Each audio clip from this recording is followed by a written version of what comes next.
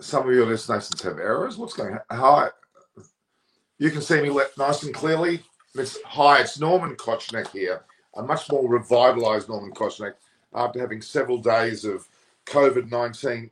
Well, not a scare, but having the so-called, what do they call it, the jab, the second jab. The first Pfizer jab I had 3 or 4 weeks ago. I had my second Pfizer jab today. Not today, sorry, on Friday. It's now Tuesday, and I'm finally feeling better. I've had a few days of yucky feeling, but I'm okay now. I've been joined by Reg Vernon, aka Banstead Boy. Hi, are you? Father of Chris Vernon, who didn't turn up yesterday, and I had to bring in Alan Mullally as his replacement. Anyway, we'll get on to that. He's got lots of coaching work, as you know. He does pro coaching, and he's looking after a load of juniors, hopefuls, I think, for the next 3 or 4 days. So he's been out all week early for Chris. I mean, him getting out of bed at 8 o'clock in the morning means that it must be so. I haven't. Yeah, but I mean, so he's effectively doing some training, correct? Coaching, yeah. Coaching. Yeah. All right. I've actually just released, by the way, and I don't want people to tune away, but we've got Dawood Malan's media conference has just gone up. Yeah. He's obviously playing.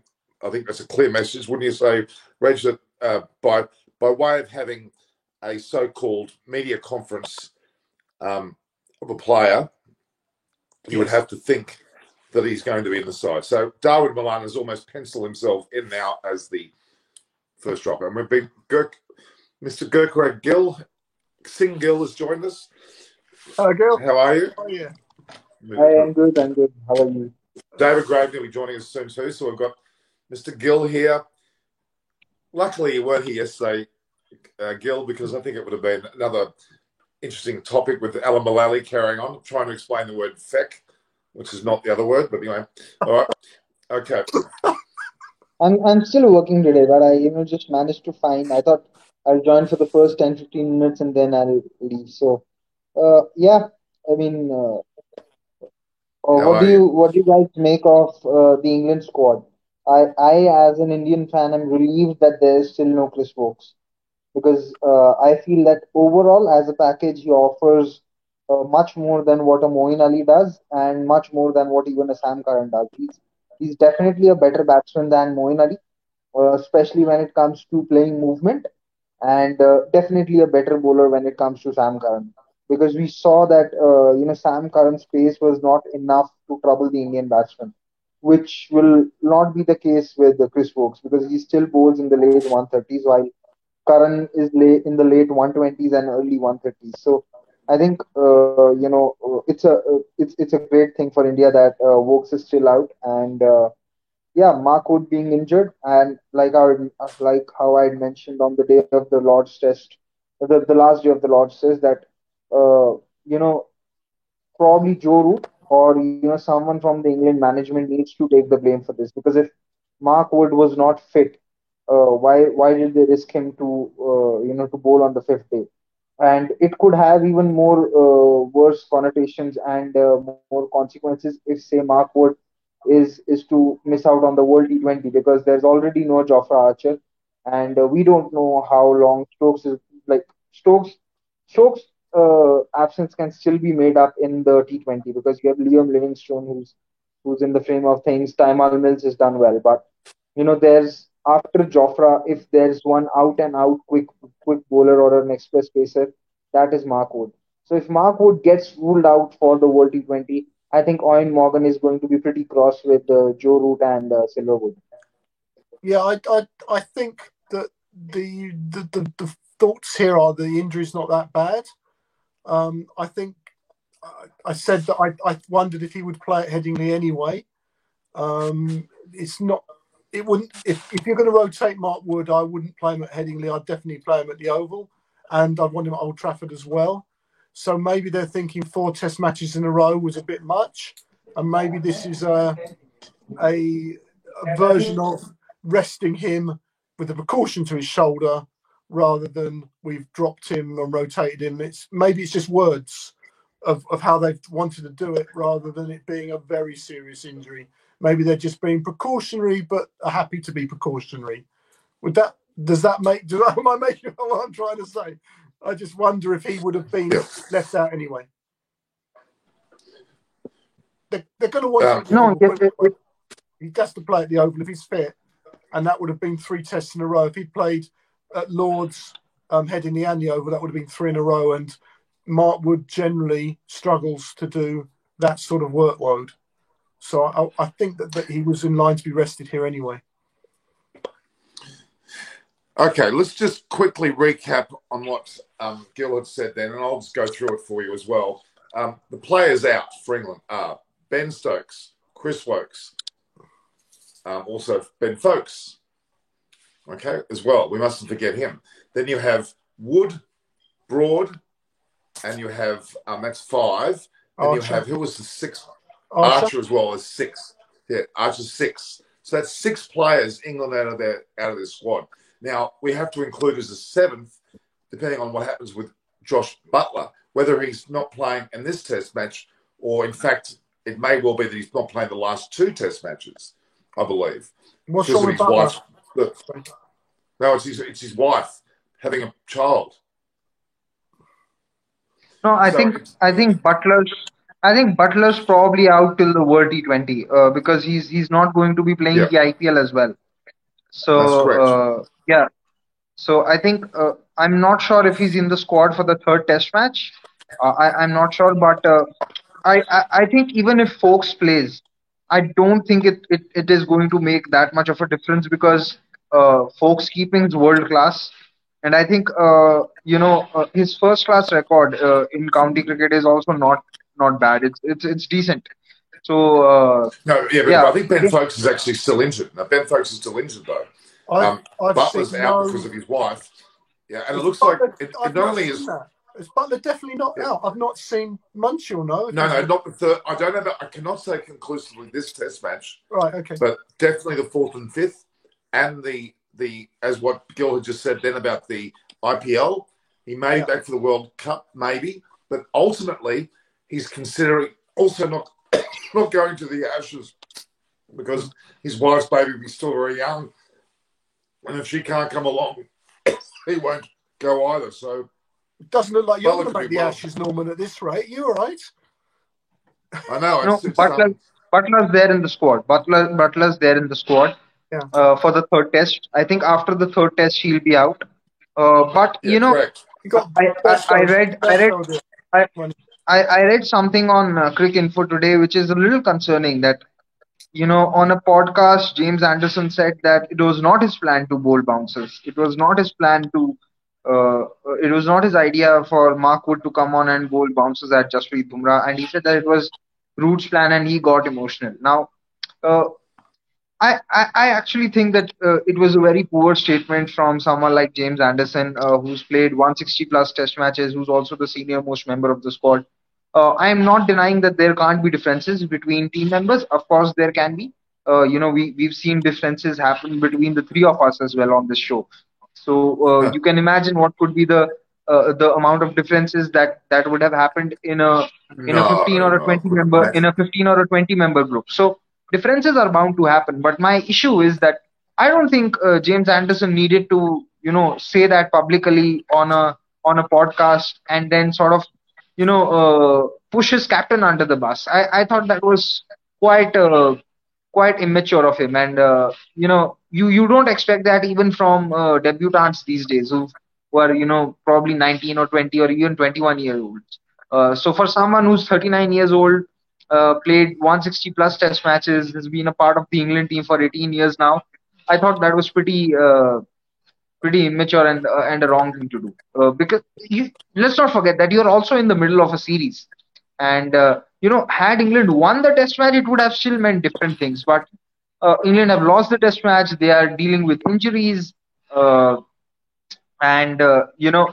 also have a Lord's Cup, Norman. It's okay. But I think I'm not showing off, Gil. I'm not showing off. I'm having a drink. What are you talking about? Yeah.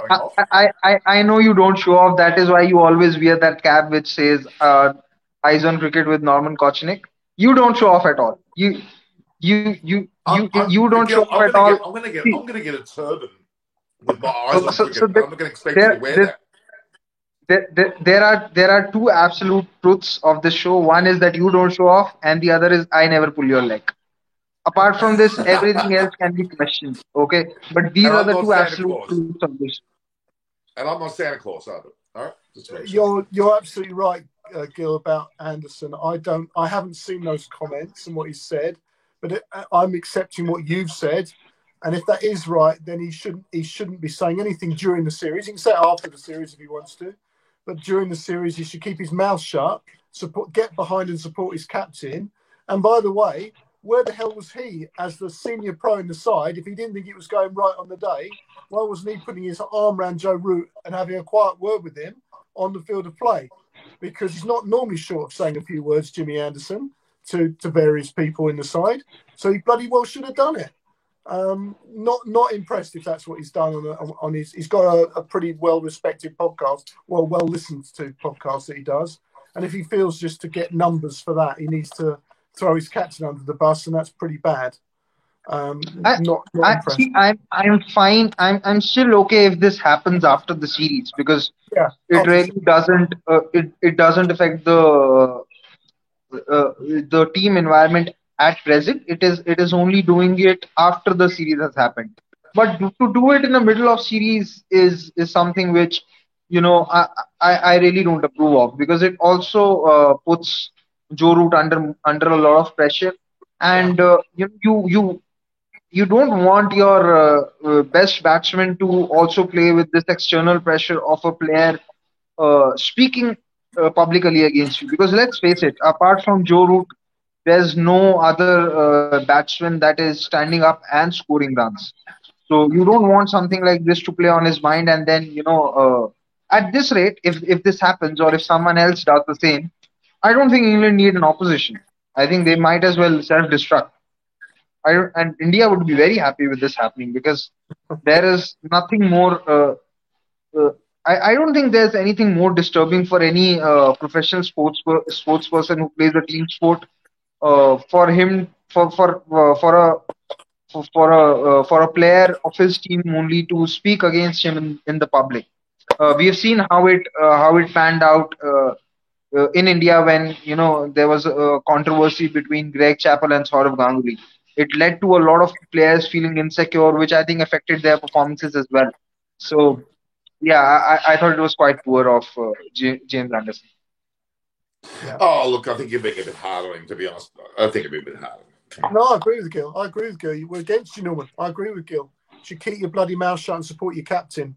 Otherwise, you lose the team spirit. It has to be a one for all mentality. And crikey, the Aussies, you should know as an Aussie, that's the basis of their culture, isn't it?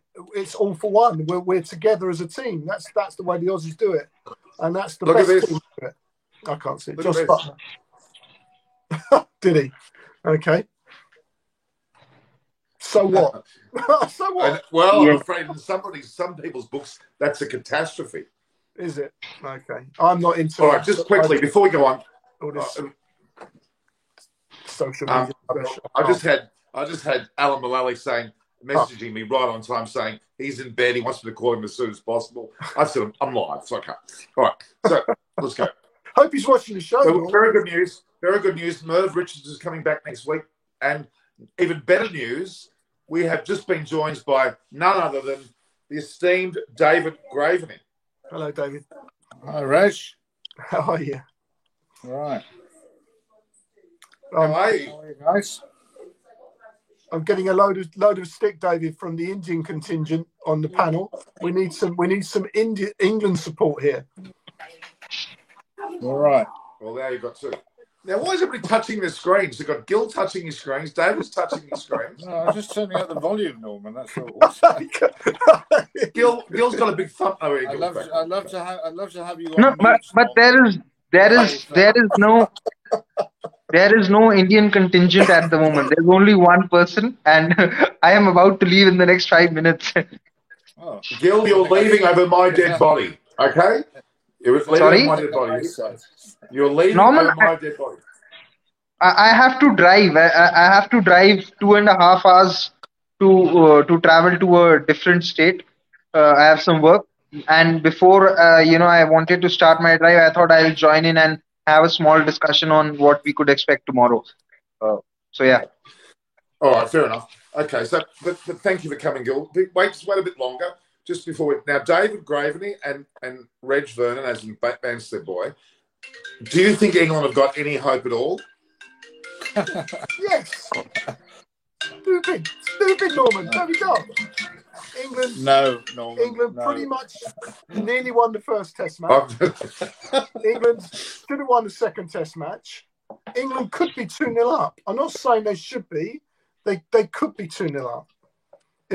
Who knows what would happen in the first Test I'd match. have to say it's unusual that England are suffering from a war of words from the Indian players. Yes. Normally it's the other way round, if anything. So They've got to ignore it though, David. They're getting out verbal, aren't they? And they've got to. Sometimes you've got to know when to keep your mouth shut and let your actions do the talking. You know. Well, I'd have to say that Jimmy wants it both ways, really, doesn't he? He's quite happy hitting blokes on the head.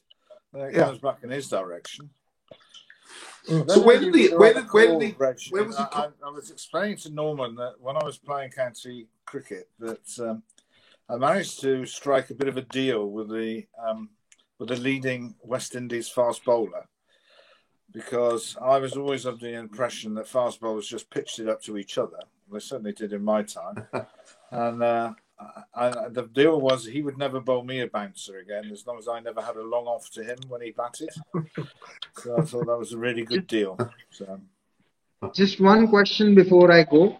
Do you guys think that David Malan would play the next Test match? Or do you think someone like Dan Lawrence will be back in the side? No. I would have picked James Vince, but I'm a bit biased to write that. So I just think that it may transpire sometimes, and I don't necessarily agree with Nasser saying that much, but sometimes if you're not in the team, your stock goes up. And I think that if he doesn't play these Test matches, he's probably more nailed on to go to Australia than he would be. Anyway, I just the way that he plays reminds me of a not a young Michael Vaughan, just a Michael Vaughan, really. It's the way he plays. So, but I would have to say that David Malan was nominated. David, just quickly, we're saying goodbye to Gil. Gil, say goodbye. Cheers, Gil. Cheers, Gil. Right, just there. Look, sorry, David, I had to interrupt because Gil's just quickly told me he was going. So no, don't worry. Is that the only book you're going to have behind you, Norman? Is that the only book you're going to have behind you? Is a Steve Waugh book? Is that going to be there forever? It's signs, David. Give him a break. Signed Steve Waugh book. Yeah, it's a signed Steve Waugh, exactly. I'll put other books up. But give me a David Graveney book, and I'll put it up there for sure. It's a short book, Norman. It's a short book. I'll swap you for a cap. So. Okay. Hang on. Reg, could you get your son to put in the bloody mail immediately straight to David Graveney and stop pussyfooting around with that damn cap that he's got? Please. No, I think the chance that we might see him. I wouldn't wear it indoors. I used to. I'm getting told off by Dave. Sorry, David. Issue with the young cricketers who played for England under 19s. They used to come to lunch. It's all right, Rachel. Put it back on. Norman told me to wear it. And this is we're outdoors. And so I used to say, guys, by the way, when you go for Christmas lunch with your parents, do you normally sit there with a hat on? And then normally greeted by silence. Says, right, take it off then. Very well, the only reason why I'm wearing a cap is obviously for publicity purposes. Plus, my hair is a mess, and I'm a million squillion miles away. Now, okay, just quickly, I want to say this: the fact that Gil asked about David Malan, clearly he's just done a press conference, David and Reg, for representing the ECB on this test. They wouldn't use him unless he was playing. I'm pretty sure. So that's about the best evidence. He's definitely playing. No, there's no doubt he'll be playing. So. So it'll be Burns and Hamid, followed by Malan, Roots, Best at 5, wasn't he? Yeah. Okay, so keep going, guys. I Let's hope go. it sticks with Burns. So Burns, Hamid, then Milan, followed by Root, then Besto. Then what? Then what? Butler, Ali, Butler, Ali, and the same with the bowling same attack. Team. Butler and Ali. Can't see Pope getting in. I don't see how they fit Pope in without leaving. Well, Reg, he hasn't. I think got double figures since he's come back from injury. So no, I said to Norman last week, he's getting naught, doesn't he? The problem is they leave Curran out and get Pope in that way, but then they leave themselves as a 4. I don't see them doing that either. I'd see them going 4. They can't go with a 4-man attack. No, I don't think so. 4-man attack is now old hat, even for India and Australia. Yeah, no, I agree. The major. They just won't do that. And I think Saki Mahmood will play rather than Overton. Right, I think so too. I think you're right. I think he's earned his chance to play. So, mind you, Overton's bowling well, isn't he, David? I watched him in the 100 at the weekend. Yeah, Saki's he looked very good. Overton. Yeah, just Saki's a little bit. Well, then they're both guys that I know, and they wouldn't let anybody down. I just have a feeling, no necessarily logic, but I just have a feeling that Saki will play. So. Okay. It's a choice. It's a straight choice, isn't it? Saqib or Overton, and they'll look in the nets, won't they, David? I'm sure. And I just see Saqib pitches the ball up a little bit more, and I think at Headingley, which is predominantly a slow wicket, you definitely need to get it up a bit farther than the norm. So, right, that's very interesting comments. That it is a bit slower than normal, so you need to get it fuller. Just quickly, but it's very difficult ground. Norman, it's a very difficult ground to bowl on because of the slope. You've got to be used to running uphill and then downhill. So. I don't think it's necessarily slow. I think it's just Headingley, and it's a pitch that can be as flat as a pancake if the sun's shining, and can zip all over the place when the clouds come in. This is normally the ultimate wicket where the sky is critical. Yeah, because it does change in character completely. From being the innings that seems to have, I think it must be an anniversary of Butcher's innings against Australia when he got had a fantastic Butcher, both of them, all Headingley. It's all a Headingley. I think Butcher's thing. I think I was saying to Norm the last time, Reg, that when I drove into the ground, Gillespie hit Trescothick on the head. And Gillespie wasn't that fast, and I thought, blimey, this isn't going to last too long. And that was the last time anything happened, because there wasn't a cloud in the sky, and he just played. He had one of those magic days where everything he attempted to do all came off, and he the main attack was obviously Shane Warner's fullback position, and he played him pretty well. So. He's a good player, Mark Butcher. Career finished early, didn't it? Got injured, got a hand injury, if I remember rightly. He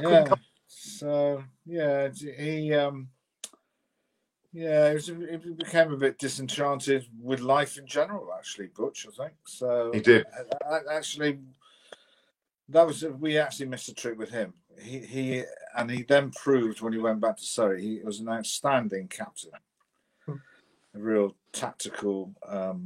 It's good in the commentary box, to be fair. He's very entertaining, very funny.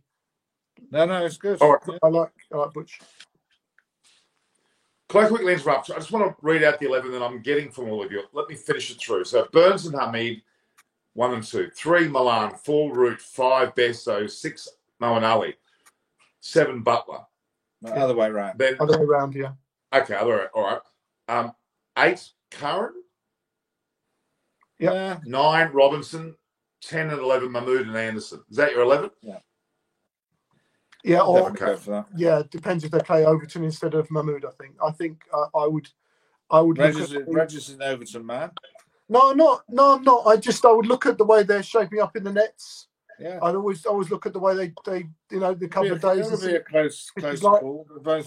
They both had some success playing in the 100 ball games. They've come on a high to. I wonder if they think Mahmood's just a little bit early I just wonder if he needs a. I don't know if they're 100%. Be 100% on him. Well, I don't know. Craig Overton's only had a handful of Test matches, Reg. So yeah, but he's got that length, hasn't he? He's got a metronomic length, and it might be that they see that better. It's God knows what I know about it. I just think that the coaches the one thing in his favour, Reg, he's obviously not the same speed, but he bowls in a similar way to Wood in terms of the ball arriving at the batsman sort of above waist high as a normal length. So the other people that are around, I mean, obviously Overton's in the squad, Lawrence is in the squad, Pope's in the squad, correct? Yeah. Wood's out because of injury, but he would be in the squad. There's no one else. Oh, yeah. So Ollie Stone is not in the squad, but he's fit. No, Ollie Stone's long-term injury. Okay. For the year, isn't it? Chris Wokes is playing in the second team as we speak against Worcester, and he's just got a first ball naught. See, he'll fit well in our batting order then, won't he? There's another bowler too that was used in the short foot version, not Mahmood, but another fellow who was pretty promising, who was quite quick. What's his name? I can't remember his name now. Tall. I don't know his name. Garton's one. There's another. Dark-headed. Tyler Mills is tall. Not Mills. He's not tall, is he, Mills? He's short. There's another. Is he a left-hander? Is he left arm fast bowler? Am I wrong? Am I imagining this? Well, Garton's David Willey. Tall. Sorry? David Willey, maybe? Tall. Yeah. I can't remember his name now. It's got an interesting name anyway. I thought he was also in contention. There's no one else in the frame, Norman. There's no one. You're right. There was a couple of young bowlers, Norman, that will be on the horizon at some stage. There's a bloke who played the under-19 team that I took to the West Indies, a guy called Blake Cullen, who played for the London Spirits. He looked decent, David, didn't he? Sorry? He looked decent in the 200. Yeah, he's had some interesting experiences, but I think that would have been a massive learning curve for him to be. And that's the feedback of all these guys, Norman, who play county cricket, play in front of 10 men and a dog, and now suddenly put in a position of 20,000 people. And it's been a really, young batter who played for Gloucester, was playing for the Phoenix, which is the Birmingham franchise. He's in the dressing room, and the batting coach is Kane Williamson. Well, if you can't learn from him in a month, then you're never going to learn anything. So that's true. Yeah, agree. The 100 was pretty good in the end. I think it was to be seen as a success, David, don't you? Oh, very much so. Yeah. It would appear the ECB have been paying them some bonuses as well, by the way, Rich. So. Right. That's another story altogether, isn't it? And that comes from one of the 61 who were made redundant. Well, that money had to go somewhere. Your redundancy went to you partly, but also has to go to someone else in the future. Of course, yeah. Okay, now Tyner Mills, he's that fellow who's done very well in the 100, correct?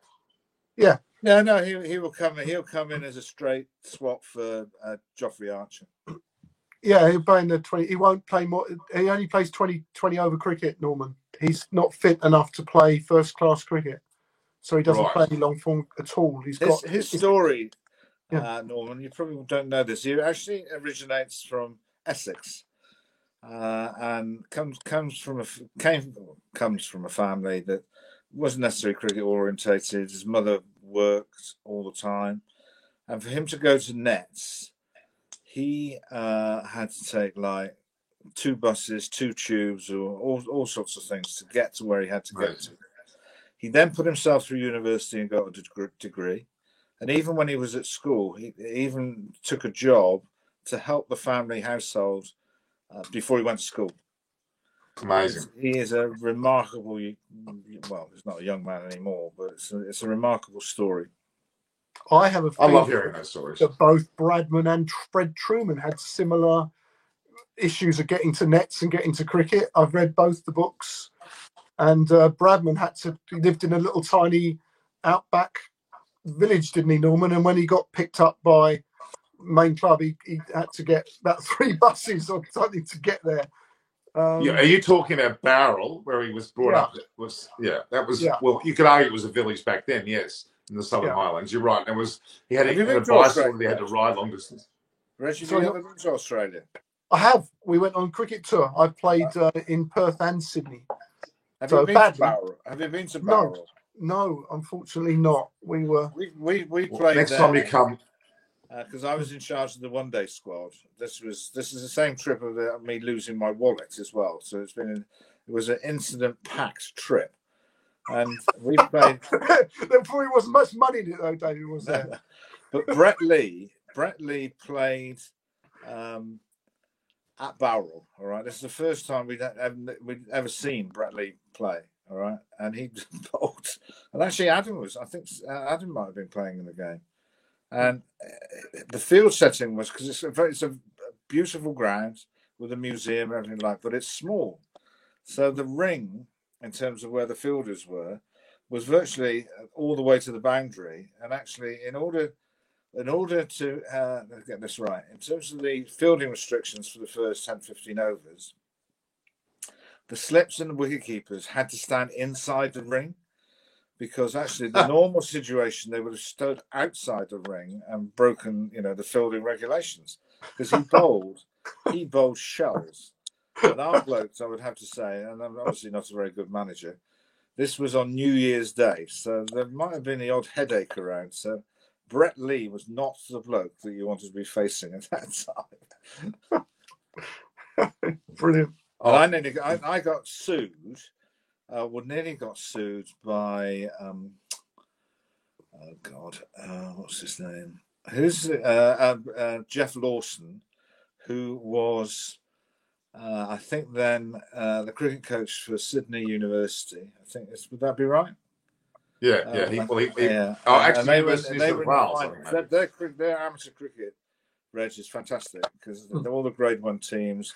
Test players playing it, and actually university sides playing it. So the quality is astounding. So we didn't have enough players. So Ian Salisbury was in Australia playing for Sydney University, and we pleaded with Jeff to release Salisbury to come and play because we just didn't have, and it wouldn't have looked too good in the UK if we hadn't found 11 players to play. Sadly, Brett Lee hit him on the right shoulder. So he then couldn't play in the finals, which was the week after. So he threatened to sue the ECB. So, oh my God! And he certainly hasn't spoken to me since. So. It's funny. I came across a friend of mine yesterday, who I haven't seen in a while, and a guy called Max Markson, who probably doesn't mean it. Have you heard of Max Markson, David? No. Well, he knows your uncle. He knows your uncle. Okay, did know your uncle. Right. So the story with Max Markson, he's an entrepreneur, and he's also a media manager, a personality manager, a person, high profile. He brought, say, for example, Bill Clinton out to Australia on talks where he got paid millions to come out. He took out Kim Kardashian of all people, other American leaders, very famous people. I think Mandela, a whole host of people. He had private tours. Hosting them. So he's got an incredible reach, but he's also got to do with cricket, in particular the likes of Graham Gooch, Dennis Lilly, the whole Shane Warne, Greg Matthews, that whole, that hair studio thing that they're involved with. Right, yeah. You know that one? That's all Max Markson's responsibility. He teed up the hair studio with the individual. So he's very well known and good friends with Tony Greer back in the day. And I mentioned your name, David, and then he brought up Tom.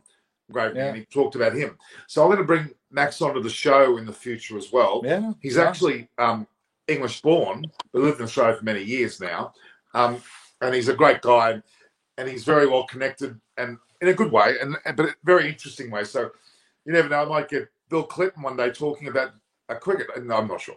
But anyway, it's just funny. Anyway, I thought I'd just mention him because he did know your uncle very well. I mentioned Dave, your name, but he didn't know you, Reg, I'm afraid. He didn't quite know. He may know you now, though. Yeah. Hey, will do.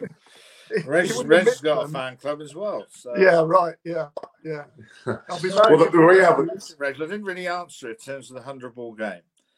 I thought it was, if it achieved its aim in terms of attracting new audiences, I think that was definitely achieved. I think it gave, which wasn't to be unexpected, a massive hype to the women's game, because I don't think people really understood, and this is the more fuddy-duddy cricket supporters that tend to wear scrambled egg ties. That's not your son, by the way. That's people who might be a bit older than that. That actually the level of fielding that the girls were producing was extraordinary. So I think that was a great success. The men's game, there were just some extraordinary hitting performances.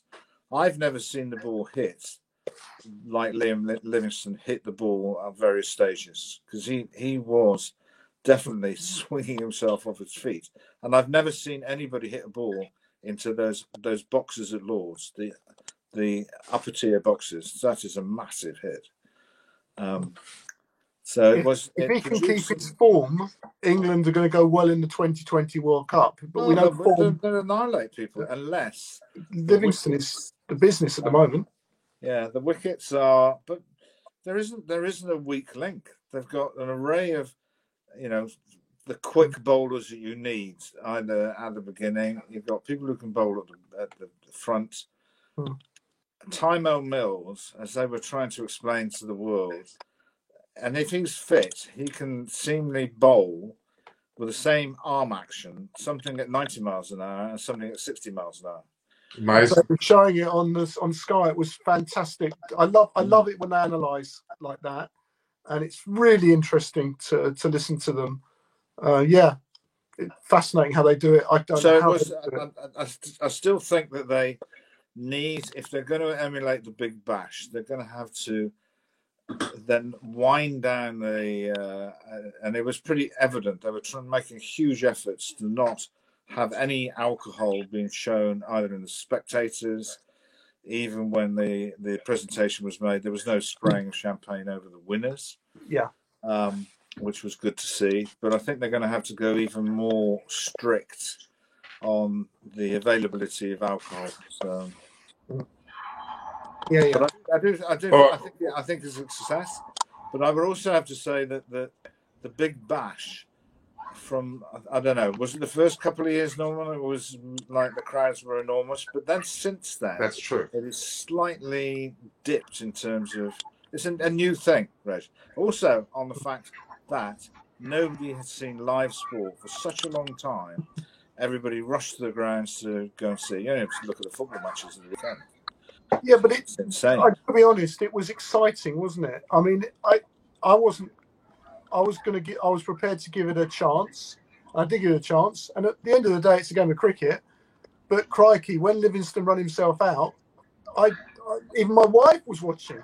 What a fantastic bit of fielding! Livingstone was going to win the game, and that is a skill. If you're going to coach a kid how to play, that guy Tim David backed up a bit of fielding. He didn't he backed it up. Never run on a misfield. Well, but it was brilliant. The fact that he actually backed it up on the boundary and looked up and threw the stumps down, and you could see he actually deliberately threw to run him out. It was brilliant bit of fielding, absolutely brilliant. And I'd have to say the coolest bloke on the whole pitch was Quinton de Kock, because he didn't intercept the ball, and if the ball suddenly had hit something and missed the stumps, he would have been the bloke who would have been assassinated at that time. So, yeah, I just want to introduce Behram Irani's here today. Hi, Sir David. Hi, Norman. How are you? Hi. I'm fine. I'm fine, Sir David. How are you? Good. So David, he's preempting January's announcement, David. Yeah, I know. Can I get the spelling of Tymo Mills? Is it Tymal? Mills? Yeah. Right. Yeah. And he'll be in the World Cup squad. Do you think so? Yeah. Well, they're all saying, and I just on a sadder note, Norman, I just think that Jeffrey Archer's injury could be a lot more serious than people think it is. Not Jeffrey Archer, David. He's the Joffrey. I don't think Jeffrey Archer at 80 years old is going to force his way in now. No, he came from Western-super-Mare, just down the road. He did. Went to Cambridge. He played cricket though, didn't he? He was a cricketer, I think. He's a passionate Bristol Rovers supporter. Is yes, unfortunate. So yeah, Mills will play. Would have been the squad, wouldn't he? I would just say they were talking up Jordan and Chris Jordan, who I do know, as being one of the best death bowlers in the world. He's a good bowler, but I wouldn't exactly put him in that category. But anyway, we're saying they've got some. Bayram, how do you think tomorrow's going to go? Well, tomorrow, first thing is to know what will be the teams from both England side as well as India side, because there are a lot of talks going on whether Ashwin might be given a throw-in. Who knows? Because the gap has been so long between the. So that makes them overthink. When the gap between the two matches are. What it does do is it forces you to pick the team that you started off with. Because the gap becomes too great. There's no cricket played between. I've been on this program with Norman saying that, when England toured Australia, they used to have an up-country game between the Test matches, which meant that actually at the end of that they could select from their whole touring party. I don't think they can do that these days. No, it's a pity they can't. So. Baram, just to let you know, before you came on, we talked about the England side quickly, and I'll repeat that for both you and the viewers that are joining us. We talked that our thoughts were around Hamid opening with Burns. First drop would be obviously Malan. Root second.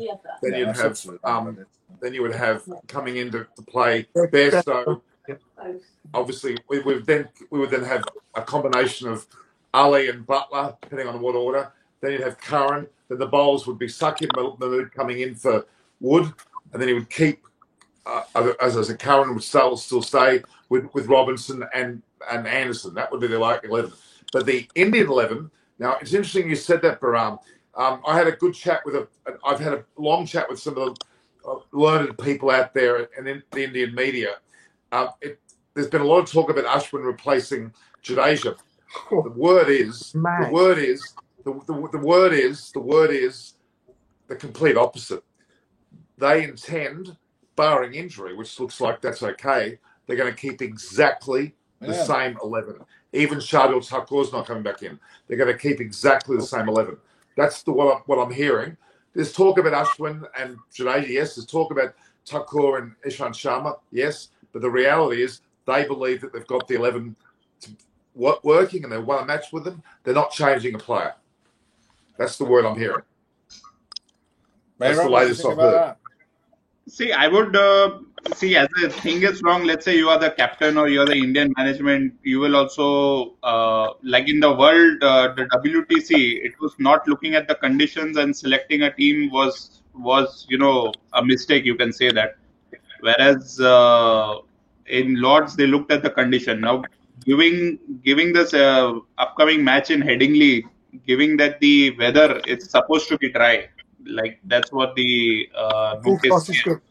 The forecast is for it to be dry. This gives a very good impetus to select Ashwin, and again on the they can't pick him.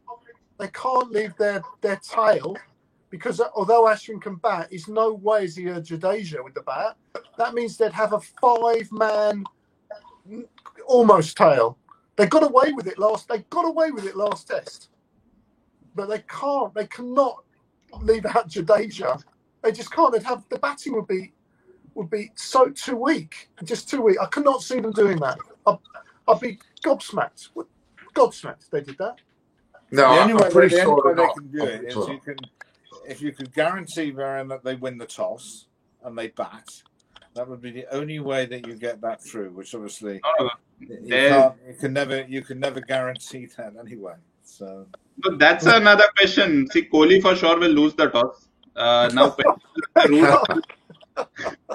whether Root will select to bat or select to bowl. So because I choose my words very carefully. That with Joe Root and Owen Morgan, they are the luckiest tossers that England have ever had. Because they just keep winning the toss all the time. And one of them's Irish, so you can write that. Kohli is at the other end of the spectrum, so he always keeps losing the toss. Yeah. So many people say that Kohli's a tosser, but I don't agree. I think he's a good person. But anyway.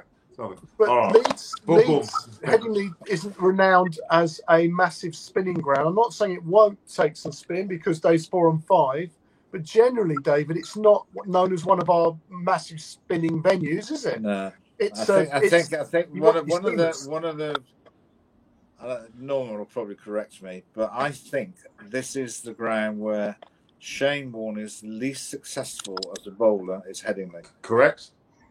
And I only mention him, Baron, because as a leg spinner, if he doesn't take any wickets, then the finger spinners won't either. So, yeah, I just don't think you need two spinners. I checked some stats here. See, what I saw that post 2015 for Headingley for spinners has been very bad. Like nothing much. But before that, if you see, Headingley has been the most successful ground for spinners. If you look at the whole right from the 1880 or 1890. Did it once. Pardon? That's a long time. That's a long time, Darren. That's a long time. And I would argue, the ground changes, the stands get built, it changes the atmospherics in the ground. Things and also the type of soil that they use also alters. It's not quite as dramatic as dropping wickets, but there's always this backdrop of not having pitches that promotes that the game will be over in 3 days. They need to make sure they have to like TV rights and whatever. So they tend to be a little bit flatter. So yeah, because this was the match in 2002 that Kumble had taken 7 wickets. That was the match that India had won. Yeah, well, he was. I think he was quite a unique bowler, Baran. That his more unique than the norm because he tended to really bowl googlies and top spinners. He wouldn't be my sort of. A normal leg spinner, sort of spinning the ball away from right-handers. So he bowled quite fast too, didn't he? Bowled quite fast. Yeah. There's never been anyone like Kumble as a bowler, is there? I can't think of anyone else who bowled like closest guy. I would say Shahid Afridi maybe has that. Yeah, somebody bowls fast leg spin, but what he did with the ball reg is no different from Rashid. It's just that he Anil's quite tall, that much, so did he? He's quite a tall bloke. Yeah. So if you're bowling googlies that come into the right-hander and the top spinner just goes straight on, that's all you need to do with the ball, really, because all you have to do is spin it the width of the bat, so you don't have to get too clever about it. So. Yeah. I was astonished at Stuart McGill's, the length of his run-up. The length of his run-up was... I played with him in the very first game he played post his Test career at Bradman Oval at Barrel, which is the ground we've been talking about earlier. He played for the SCG11. And I hadn't really noticed his run-up before that particular match. He had almost a fast bowler's run-up. There was several steps. And I couldn't believe how much of a run-up he took. It was quite incredible. It was quite astonishing. But that's a personal choice, whether you get momentum from your run-up, like running in, or like Shane Warne, you just had 2 steps and just exploded in the crease. Yeah. That side of that Shane Warne thing is that you put so much stress on the body, as he then subsequently found out, whether it was shoulder, elbow, his spinning finger, or whatever. So, and they could play together actually because they were different as bowlers. One was an enormous side spin, and the other one was a bit more conventional. He had a few problems though, didn't he, with the hierarchy, Mr. McGill? Did he not, Norman? Oh, he did. I think. Look, to be honest with you, a lot of people did. Sorry. and Shane Warne didn't have any. Yeah, McGill Well, was Shane Warne had enormous problems. Munchie's talking about Derek Underwood. Well, he ran in like a quick bowler, or Derek Underwood, left arm round, uncovered wickets. He was unplayable, Barham, if you've ever seen him. David would have played a little bit. I faced him, Barham, when we played basically in England. We used to have a situation where we play a 3-day game and play a Sunday game in the middle of the game. So we batted on a Saturday, and I would have to say I should have been thrown a yellow card for showing up for dissent. Not you, David.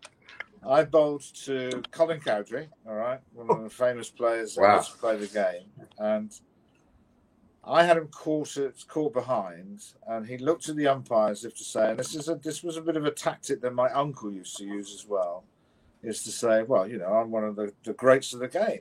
If I'd hit it, I would have walked off. And he obviously didn't, because he was on naught. And then when he was out for 140 just after tea, he nicked it behind, and even before the ball hit the wicketkeeper's gloves, he had his gloves off and back under his arm. So the image of Colin Cowdrey was still intact as far as people watching, spectators. So we were bowled out. We lost the wicket. I came out as night watchman, and then it rained all Sunday. So it's now a sodden wicket, and the sun comes out, and I faced the first ball from Derek Underwood and Alan Knotts, the wicketkeeper, and this was a flat wicket, Baron, so we'd scored 350 or whatever. So I'm a right-handed batsman, play forward, and hit me on my right shoulder because it spun and then took off. That's what happened with uncovered wickets. Yeah. So we'd only lost one wicket that stage. We left the ground at an hour after lunch, having lost all 19 wickets, and he took 15 of those. Oh my God! He just bowled, like, as you say, like unplayable, slow, medium, left arm spin, which was quick. So there's footage stuff and put on of Underwood bowling in pretty wet conditions against the Aussies, and is unplayable on uncovered wickets. Norman, unbelievable. Left arm round the wicket, bringing it into the right hander with the arm, and then pitching and turning away and bouncing. It was just, you couldn't play it. Absolutely couldn't play it. Well, Doug Walters told me several times over a number of occasions he couldn't handle Derek Underwood. That was the one bowler that he couldn't handle. Oh, it's brilliant. Well, Baron will know this name. Zahir Abbas, Baron, when he played actually for Gloucester, Pakistan player. Yeah. And Derek Underwood would say that he is probably the most difficult batsman he ever had to bowl at in his career. Because when it was flat, he just massacred him, really. So. Good player, Terry Bass. Good player. Oh, and this is a stylish name too, by the way. For a stat. He's the only cricketer in the whole world who's got 4 double hundreds and 100 in the same match. All right, so that's 8 innings. All right, 200, 150 times 4 games. He's never been out in any of those innings. They're all not out. Unbelievable. Wow. So when he played at the Oval, he liked the Oval because he didn't do a lot. He just said, David, I'd just like to bat. Can you get somebody else to field for me? Because I don't quite like fielding. So. Well, that's a Pakistani batting trait. You've got quite a few who did. I mean, Javed Mian wasn't too keen on fielding, nor was Inzamam al-Haq. yeah. Oh, he was a classic. Well, the first net session I saw in Lahore when he was captain of Pakistan, he came out to bat, and for some reason, this is right in the middle, they had a sofa out by the nets. And I thought, well, why is there a sofa? So he had his net, and he just lay on the sofa watching everybody else have a hit. I love that. I love Arjun Ranasinghe, Inzamam al-Haq. You know, even Greg Ritchie from Australia. Sorry? Arvinda De Silva. Of course, and those sort of rather lazy batsmen, I'll call them lazy. They're not lazy when they were batting, but anything else they were lazy. Incredible. Just amazing. I just love. And you can go further. Who was a New Zealand guy that was quite chubby, but it was a really good hitter? I can't remember his name now. Mark Greatbatch was a big boy. Yeah, he certainly was. But there's another one. Who? Scott Styris? No, but okay. No, there was another guy. He didn't have a long career, but he was a great player. Even Darren Lehmann. That wasn't the wicketkeeper, Jock Edwards, was it? Is that the way you're thinking? No. Oh, you're going back, Dave. When was Jock Edwards? I'm looking at a picture actually on the wall here, which it was Derek Robbins against New Zealand, and has a useful Graham Gooch Gower. Some familiar faces. So my current favorite is Rahkeem Cornwall. So I love to play. Oh my God! Who's that, Baron? Rahkeem He's from West Indies, but I think he has the record for being the most heaviest cricketer. If I'm not wrong, he's enormous. Yeah. Right, Baron. I'll set you a task. All right. The selectors who know nothing of this world. All right. You're in charge of a T20 team, and they select him to play in it because he's a really good left-arm spinner. Where would you put him as a fielding position in a T20 game? Slips. Short third man. But you wouldn't have a slip in a T20. Well, you might to start with. But... Yeah, in T20. He catches everything, doesn't he? You can't hit it near him because he just picks out an arm and the ball goes maybe in. Short leg, he will definitely save a lot of. Well, no, but I think that actually, I think I might have answered the question myself, Baron, because you'd have to say at the latter stage of his career, Chris Gale is not the quickest mover at any stretch of the imagination. No. They find somewhere for him to field where there's always somebody behind him. So Shot mid wicket is the way, isn't it? Can I give you a quick? I've just googled the 5 heaviest cricketers. I think it's of all time. Are you on the list? Hang on. Rahkeem Cornwall's first on 139.7 kilos. Second is somebody who I didn't think would be Warwick Armstrong, who played for Australia, who looks quite fit to me, was 133 kilos back in 1921. He was 133, even bigger than W.G. Groves. Then, of course, Dwayne Leverock, he comes in third. Fourth is Mohammad Irfan, the Pakistani 7-foot bowler. All right. He's on. And then fifth is Kieran Pollard. He's a big boy. Viram, is there any Indian players who are chunky? If you describe them as that. I remember one who was, if I'm not wrong, Rakesh Chopra, or he was a off-spin bowler, but like when he used to run behind the ball, he could not run, and there was a big how are you even taking such players who can't run behind the ball? There might be somebody, I forget his name, but I think he had appeared in Bollywood. Middle order batsman Patel, who was quite a chunky guy. This is more like sort of late 70s, early 80s. What about Binny? Was Stuart? Romesh Pawar. Priyanka and Pragan mentioned that. So he was like when he used to run behind the ball, he was terrible. Like even a simple shot like which you see any fielder would have, he was not even able to and he used to be out of breath in just even the start of the match. So I think that was what made him. They removed him for that. That's me and you, gentlemen. No quick singles with us batting, is there now? You know, us opening the batting, they wouldn't need anyone close in, would they? There was a guy called Ramesh Pawar. There was a spinner from Mumbai. Yeah, Ramesh Pawar. They're saying was one.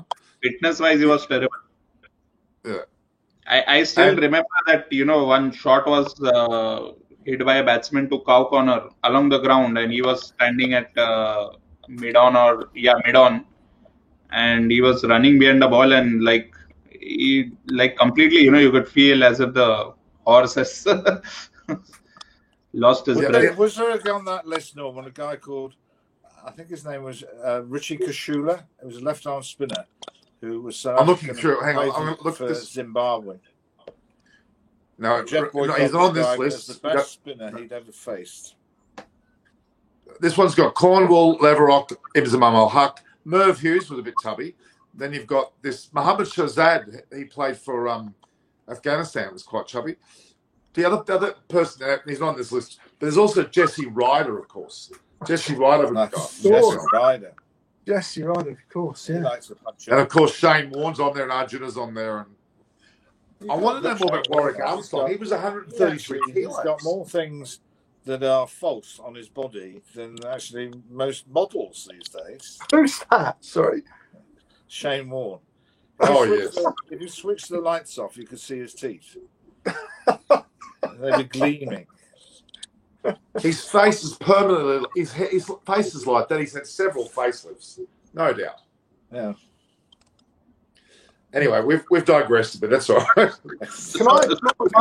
Tomorrow, Sir David Reg, if Root will win the toss, he will select to bat. Yes. Yeah. Yeah. He should have batted in the last test, of course. But there we go.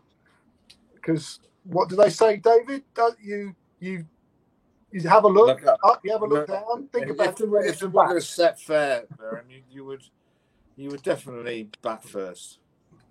Yeah.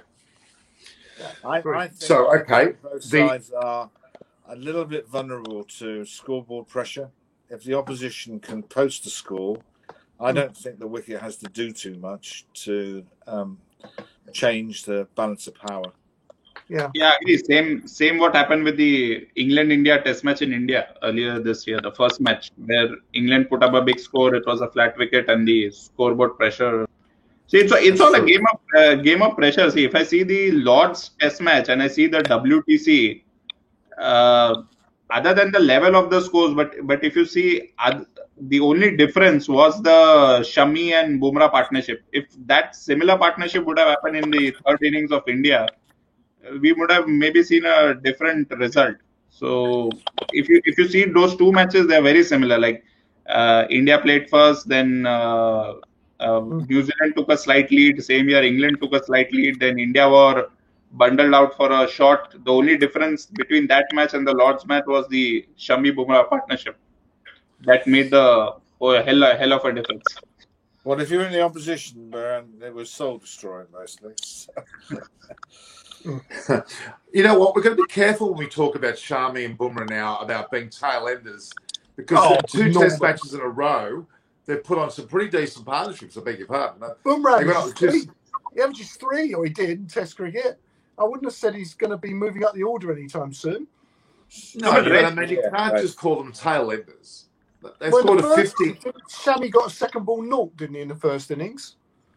I think. The second ball, he moved down the order. They moved Dishant above him because he batted so badly in the first innings. And that question of the tail, Norman, is something that still causes me sleepless nights. And one of the people who contributes on this programme, when England lost against New Zealand, which they fully deserved to do, was Nasser Hussain's first time being involved. So we've got knocked out in the World Cup, then we lose to New Zealand, then we are ranked bottom of the Test match table. And I happen to be part, and I do take responsibility for this, ending up with a tail that started at 8 of Mullally was part of that. Then Tufnell, Mullally, Giddings.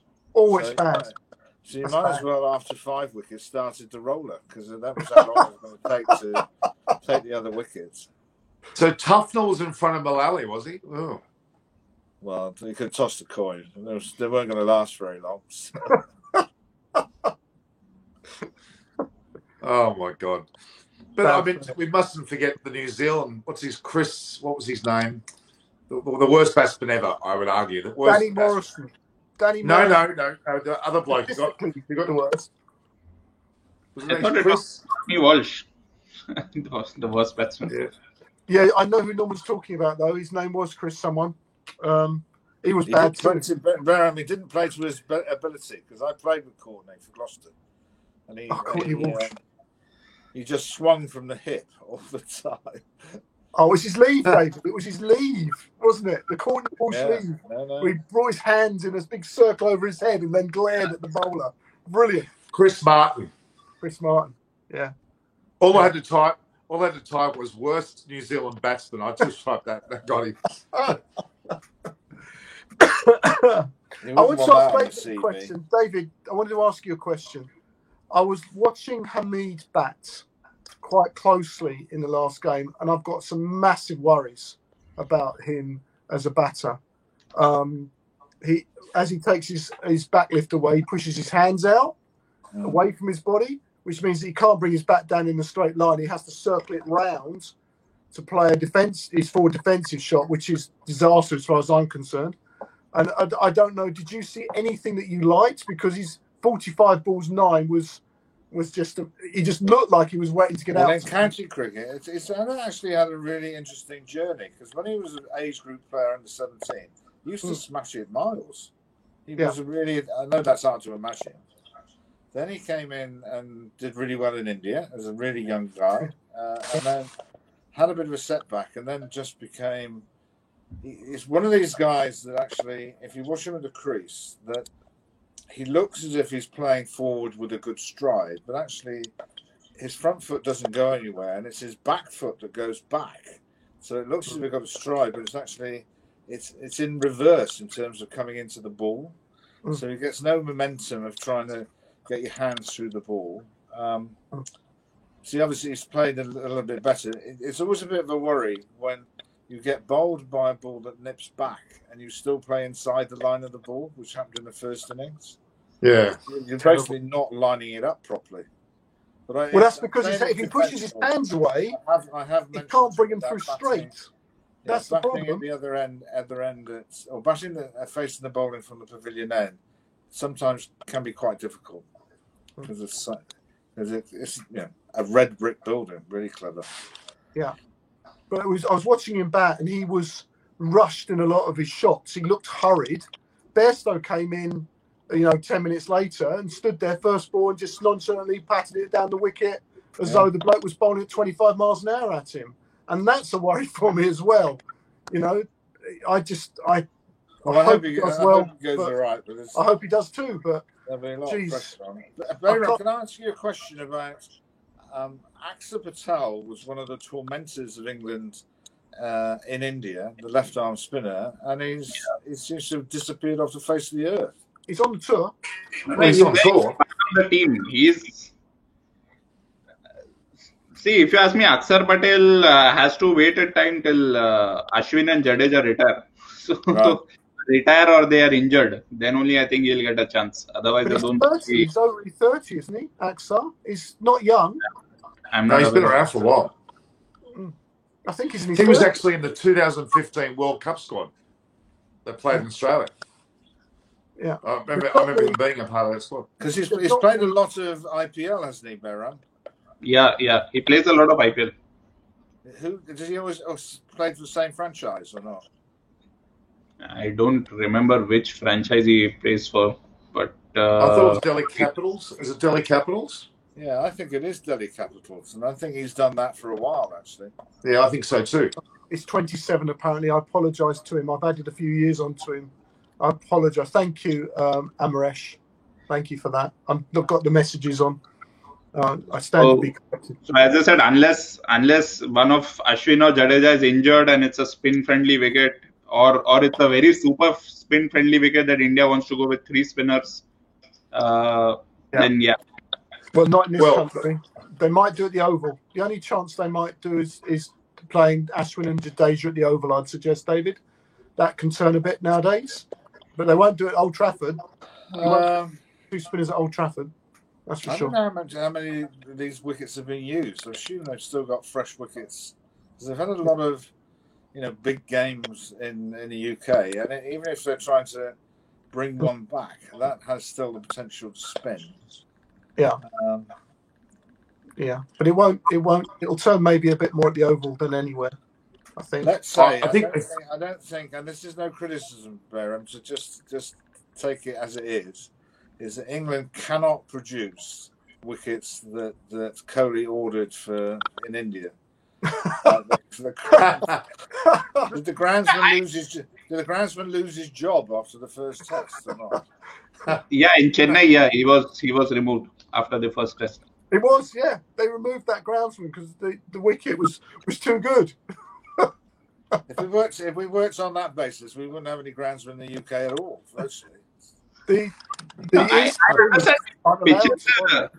I understand the pitches. The only pitch that cannot be, I can say, manipulated is Lords, but others also cannot be decided by ECB how they want it. I was severely reprimanded the first series I played against Australia because I basically asked the ground staff, stating the obvious, the one person who will kill us will be Shane Warne. So, but I also know that Mark Taylor will bat first. So the combination of both, if we could possibly, so it did something to start with, because we knew we would always be bowling, would offset what happened at the other end, where we would have to face Shane Warne. But the Australians were happy with that, because there was a huge furore when I. The message from this statement is never answer your phone when you're on holiday. So we played a one-day international against. This is the time of the Adam Holyoke, Ben Holyoke, and England won the series 3-0. And we played at Headingley, and the wicket that we used didn't recover that well. So I received a phone call from the ECB. Could you, when you get back, go straight to Headingley and speak to the groundsman about what wicket you'd like to play on? And I was spotted by the News of the World going out to the square and basically headline, Graveney changed his wicket for Test match, which the Australian management went absolutely headshot. I said, we'll just play on the same wicket, it's not a problem. So I was and they refused to speak to me, Norman, for the rest of the series. They thought I was up to no good. It was very harsh. Just coming back to the curator, Sir David, first the person was removed from his job, but the next guy who did a good job, he actually even got a prize award. Really? He was given a prize award also. He was given 10 lakh rupees. That's 0.1 million rupees. Roughly $20,000 as a award. Huge. Yeah, that's huge. I didn't understand.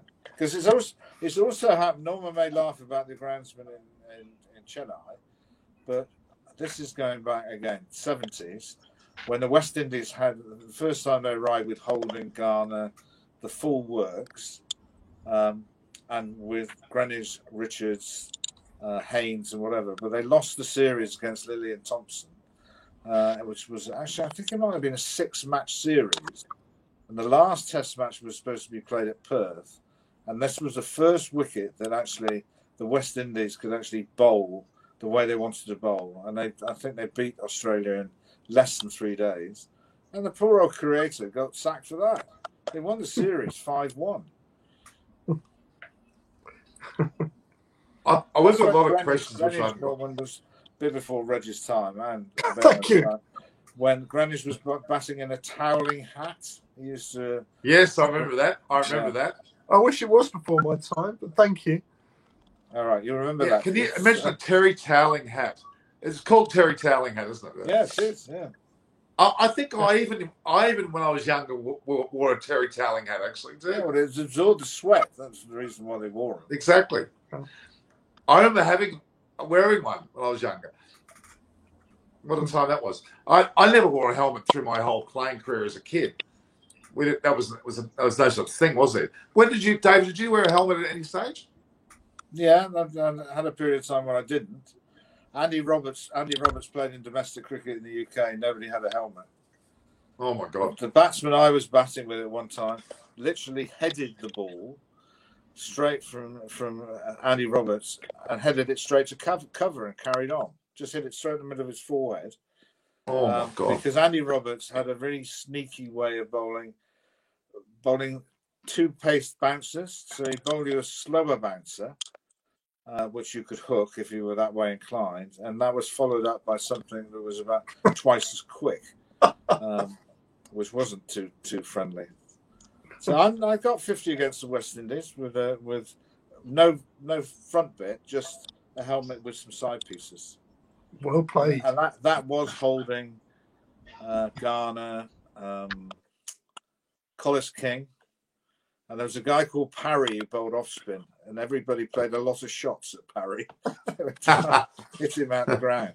And in that game, the West Indies were sponsored by obviously a sponsor to beat the county sides. So they went through just the motions for about 2.5 days, and then on the last afternoon up the ante and started bowling properly. And I can remember the first ball I bowled, a face from Michael Holding. I basically could only move my bat in front of my face, and it hit the handle straight between my eyes. Didn't have a helmet on, and hit it flush on the handle and just bounced down. And the bloke at the other end said, Grav, you've gone a bit white. And I said, what do you expect? I saw my whole life flash in front of me. How quick was it, David, compared to who else was around at the time? I mean, I've never faced anything that quick, I don't think. So I'm sure he had, I would say, first of all, he was an international sprinter, so he basically had to slow down to bowl. And he had a very conventional, you saw the ball as it was being delivered. That's the same as Michael Marshall. He shows you the ball. Same as Dennis Lillee. Jeff Thompson was incredibly difficult to face because he had the ball behind his back. So you don't know whether it was pitched up or was going to be halfway down. Courtney Walsh, probably, and I only faced a couple of balls from him as well. He had a really complex action where lots of arms and legs and everything like that. And suddenly the ball arrived out in the middle of it. So it really depends, sort of. But I think through the air, Holding would have been one of the quickest ones. Yeah, because that Test match when he bowled England out, he didn't even bother with the wicket. He just hit the base of the stumps all the time. So that is seriously quick. Was that 76 at the Oval? Would that be 76? Yeah, and the famous picture of him, Clive Lloyd, getting him to warm up outside the dressing room in Barbados, which is a road, to run up and down the road because he wanted the quickest over ever to be bowled at Boycott in both innings. There's this fantastic picture of him knocking out Boycott's off stump, only in terms of photography, not because Boycott was bowled. And Desmond Haynes is at back pad, and the off stump has gone at least 4 or 5 yards, and Desmond Haynes hasn't moved at all. There had been no reaction, so that shows you the speed of the ball. Yeah. Yeah, serious. That's serious pace, huh? Yeah. Like facing one of Norman's quicker deliveries, David. If you've seen the videos. Actually, for Australians, the most scary bloke to face was Lenny Pascoe because he was bonkers. Oh, he was nasty quick. He was nasty quick. Very vicious. Yeah. But to me, the fastest bowler in the world ever, at his best, at his fittest, was Jeff Thompson. There's no doubt about that. Yeah. I think he'd have to be. That concealing of the ball, Norman, made it really difficult to look at the net. So, I mean, in India's history I know fast bowling isn't necessarily the strength of the country. Has there been anybody that had slippery speed in terms of bowling fast, or is it just straight to the spinners? No, honestly, at least if you take out the recent crop. In at least my time, like when I was young and before that, the only fast bowler we used to talk about was Kapil Dev, and after that it was Javagal, Venkat. But these were all in looking at the term. It was medium pacers, and we used to face a lot of flack from our neighbors, Pakistan. Like they used to say that you don't have good pacers, and which was a fact. If you're talking about means pure brute pace, we did not have that. But now we do. You've got a proper seam attack now. Yeah, Umesh Yadav, they all bowl 140 plus. Well, my first experience of playing against India, Berem, was, and this again, it's not to be disrespectful, but the opening bowler for India, one was Abid Ali, who was not exactly very quick, and I think. Can't remember who the other one is, but then we were hit with spin attack that you just wouldn't believe. So, Bedi, Prasanna, Chandrasekhar, why would you have any seamers, basically? The first ball I faced from Chandrasekhar, I ducked because it went so high in the air, you thought it was going to be a head-high full toss. Really? Yeah, no, and it just dips on you because he actually bowled it. He bowled it. You're talking about Kumble. Chandrasekhar, am I right, Baron? Bowled a bit like Kumble in terms of pace. He wasn't slow, was he?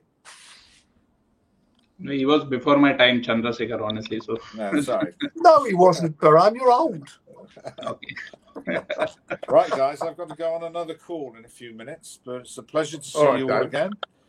And hopefully we'll see you. I'll send you the links to the pre and post. Yeah. Okay. Yes, David. Always brilliant. Bye, Sir David. Take care. See you later. Cheers, Reg. It's always an honour, David, to listen to you. See you, David. Thank you, David. Thank you, David. See you later. See ya.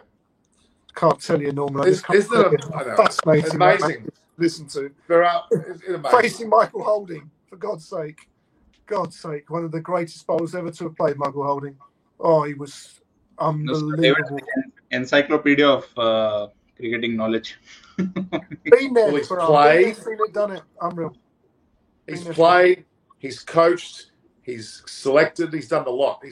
You know who I'd like to bring on is Neil Harvey. If Neil would come on, Neil Harvey. Oh my God! I mean, he has been everything. He's played with Bradman, selected the Lily Thompson's Chappells, and done everything. Could you imagine being the selector for Lily and Thompson and Chappell?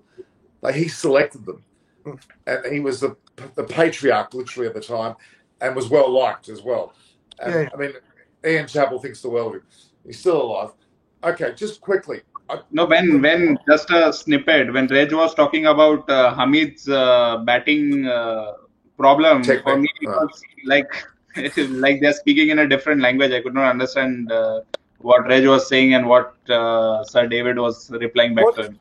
What I was trying to get at is that when I'm going to try and stand up and show you what I mean. If I go this way, when Hamid takes his back, let me see if I can do it, and his back swing. Here we go. Okay. When he comes back, you see, I would bat like this. This is how I would bat. This is how they coach you, like rocking a baby. What Hamid does is when he goes backwards, his arms go outwards here. So he pushes his arms away from his body, which means when his back comes through, he has to come it back in a semicircle. He can't bring his back through straight. His arms, he has to come round in a circle to get it back through on a straight line, which means if the ball moves a little bit, it means that he can't alter his back. Whereas if you're coming through straight and the ball moves a little bit, you can quickly adjust your arms. Did that look really bad on the video? I'm so sorry if that looked really bad. No, just making a comparison. Brian Lara also used to do that, right? His bat swing used to go a little across. I mean, absolutely. Unfortunately, so did Chandrapal as well. Yeah, hold on. There is no right or wrong way to bat, and they're the greatest players in the world. Unfortunately, Hamid is not Brian Lara or Steve Smith. No, he's Hamid. Now, he might turn out to be, but at this moment in time, his technique, in my opinion, is a real. And he looks so rushed. Crikey! These Indian bowlers are not. Bumrah is not 95 miles an hour. He's bowling at, would you say, 84 to 87, give or take, whatever that may be. And that is, in world cricket terms, quick enough, but not Mark Wood pace. And if he was being hurried by those, he looked hurried, and that's a worry to me. I hope I'm wrong. I hope he's got a brilliant career, because we haven't got anyone else at the moment. So... Well, he's got this test series to sort himself out, because if he fails the next few tests, he won't come back for a while. Just quickly, do you know Tim Wilson-Davies? No. Hello, Tim. It sounds like he might be English. It's a very posh name. He is. He was on last night as well, and he's been making some comments about a bit early to criticise Hamid. That's a fair comment. I was just talking about cricket. I was making. No, I'm not talking. I'm just talking. He's talking generally. Yeah, no, I agree. Tim sounds like he lives next to Munchie's 400-acre estate, doesn't he? Looks like he's got the mansion next door to Munchie. Where are you, Tim? Whereabouts in England are you? Let us know. All right. So let's get some questions. Just go and look.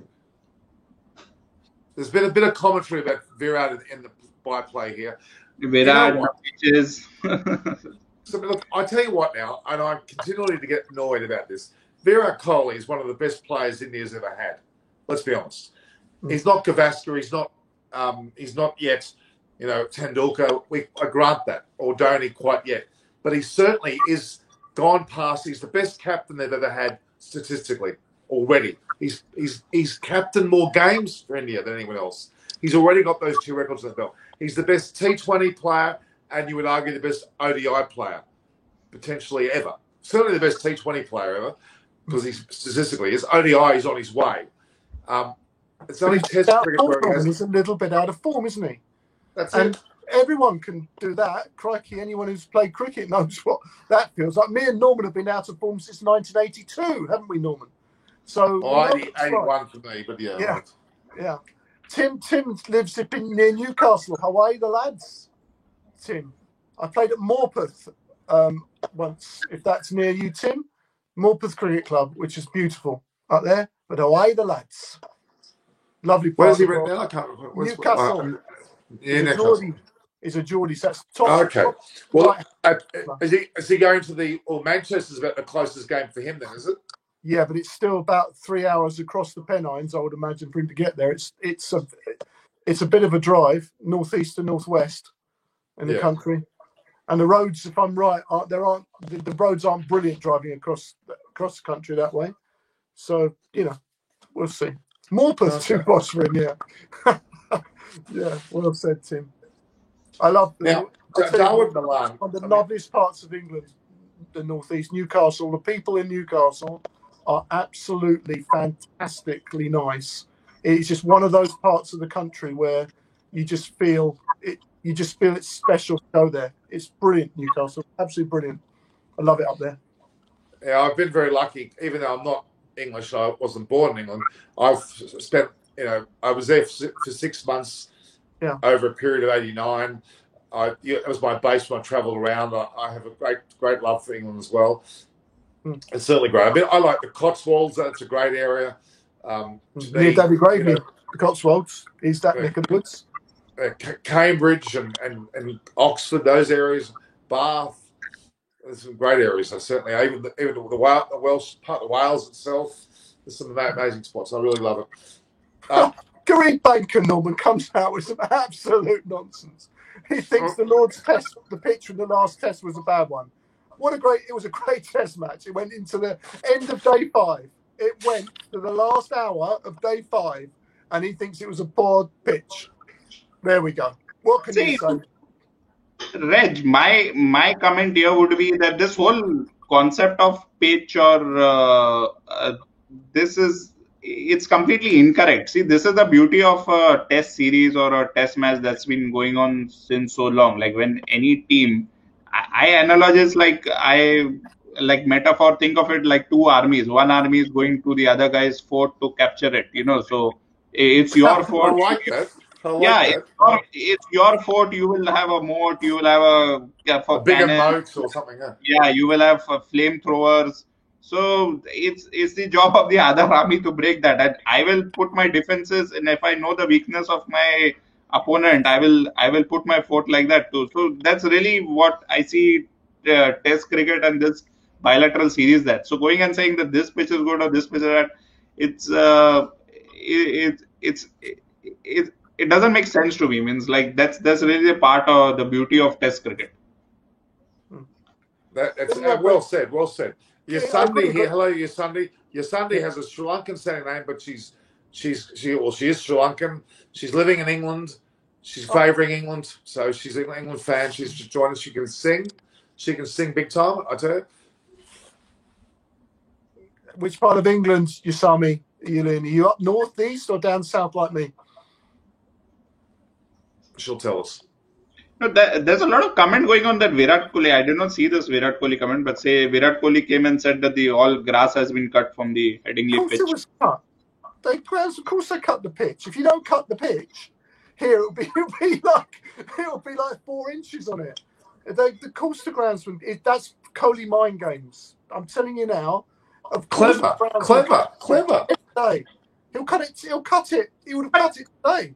But my understanding is there are levels of cutting, right, Rich? Yeah. One is like Yes. completely then. So what I understand, what they are saying now, it's been completely cut. They have not left any grass on the wicket. If they don't, no, well, that's nonsense. I haven't seen it. I'm telling you now. If he cut all the grass off the wicket would not last more than 3 days in this country. You cannot do that in England. You have to leave a bit of grass on it and the wicket will hopefully last 5 days. If you shave all the grass off, the wicket will just disintegrate by early day 3 probably. So it's nonsense. They have to leave a bit of grass on it. I can never remember ever in my 50 years seeing a test match in this country where there's been not a little tinge of green of it first morning of the test match. And that's why they always say you have to get through the first session. You have to get through the first session in England, and then after lunch it will start to flatten out and play well. Just those first 2 hours, you have to get through it. It's never changed. It's never changed. So yeah. All right. So look again. I'm not saying I know more, but I think Bharat registered and Dave was talking before that the Indian side is going to stay absolutely rock solid with their 11. Only Shardul Thakur may come in if one of the bowlers has got a niggle, which I don't believe they have. So that'll be the exact same 11, and I applaud that.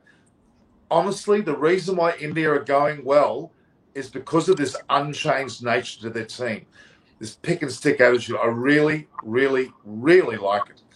And if India give no one a chance to the Test series, good on them, because this 11 deserved to be given the full all 5 tests. So the England team, we're pretty well settled that they're going to have. I was going to ask before, Liam Livingstone, has he got any hope of playing Test cricket in the near future? He's seen as a one-day specialist at the moment. I don't think they think his spin bowling's up to it. I think batting-wise he could play. He's played especially in Australia. Yeah, I think that they don't see him. He's a bit of a bits and pieces spinner, isn't he? Bowls a bit of off, bit of leg, and I don't think they see that as specialist enough. I've upset Dr. Rai, I'm afraid, Norman. I do apologise. What did you say? Because he thinks I'm talking idiotic conversation. So I apologise. I think it's not for you. There are many people commenting. Some people are saying that if a match finishes 3 days, does that mean the pitch is bad, or that kind of thing? No, so, but I don't think often doesn't mean the pitch is great. But in this country, it can mean that it's overcast or swinging around a bit, and the pitch has got absolutely nothing to do with it. More often than not in England, it's not the pitch the problem; it's the overheads that you've got to worry about when it's swinging around. But see, I'm saying Liam Livingstone for a reason. Yeah. If Sam Curran doesn't cut it in the batting side, they need an aggressive middle order batsman, lower middle order batsman, and Liam Livingstone could take the game apart, even in Test cricket if given the opportunity. I think he's worthy of a berth on the Ashes tour as a backup player in some format, especially if Stokes doesn't go. I think Liam Livingstone is. If you take Curran out, Norman, you're taking a frontline bowler out as well. I know. No, I'm not saying no. I didn't say out.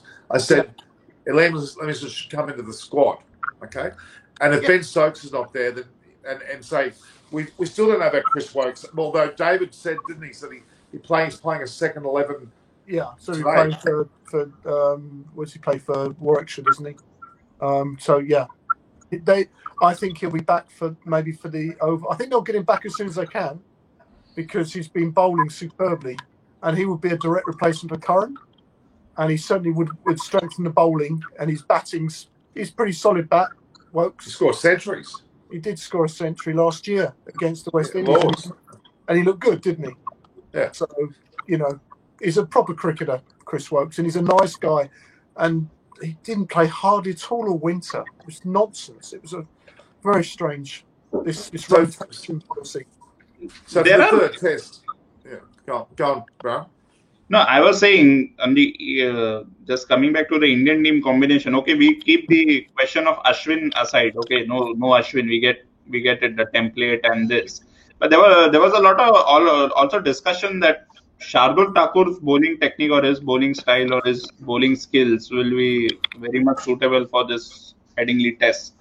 So do you think something over there like they might get Shardul in place of. But Shardul only place of it looks like is Ishan. But honestly, I would not want to take Ishan out. Well, Siraj is not being dropped. Shami's not being dropped. Bumrah's being dropped. Bumrah's taken what, nine wickets in the first test. Siraj 8 wickets in the second, and Shami's done what he's done. Those three are not going anywhere. Ishan Sharma did bowl well, but I guess if you consider Shardul Thakur's ability to bat as well as he's bowling, you may see that change occur because of that. But if Ishan Sharma's fit, I reckon they won't change anybody. Maybe overthink and Shardul in place of Jadeja have 5 seamers. Yeah, but then the problem comes of the over rate. Yeah, I mean the fact is, if India win this third Test match, there'll be changes made. I'm pretty sure because they'll relax a bit on that. Norman, isn't it? Aren't they? This is pretty much a back-to-back test. Yeah. We talked about this before, didn't we? They've got to be careful with Bumrah. And Ishant has had some big injury problems. Shami's just come back, but Bumrah, he's had a few injury issues, hasn't he? And I just think they've got to be a little bit careful with him. You know, I love Bumrah. God, he's a good bowler. I'd hate to face him. One big advantage that Jadeja also gives is the over rate that he bowls. He can, if required, he can actually bowl over in less than a minute, maybe plus minus 10 seconds. So that really gives, and given the current situation, I don't know if y'all have noticed, but in the previous WTC, when for winning each match, the points was 60 points. And for the over rate, for per over that you're above, or you are delaying per over, you are docketed 2 points. So that's 2 points over 60 points, which percentage-wise is 3.33%. Whereas now they have made from per over a deduction of 1 point.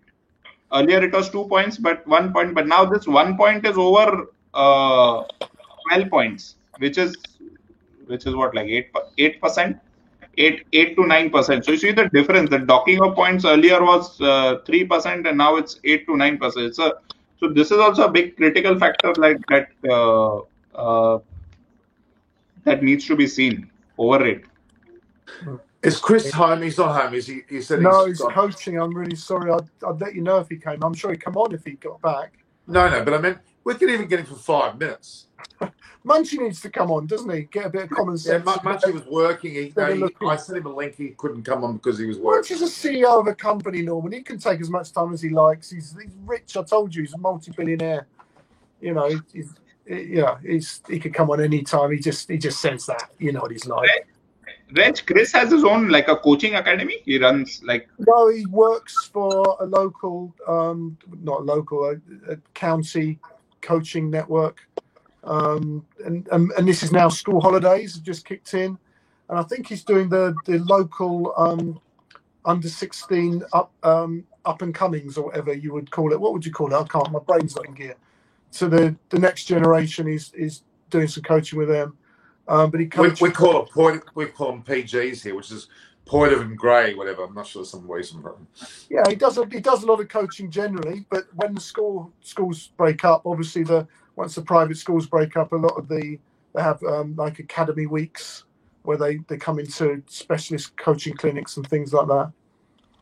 You know. Now look at this Pawan Kumar. Now, what I like about it, there's something I do like about this.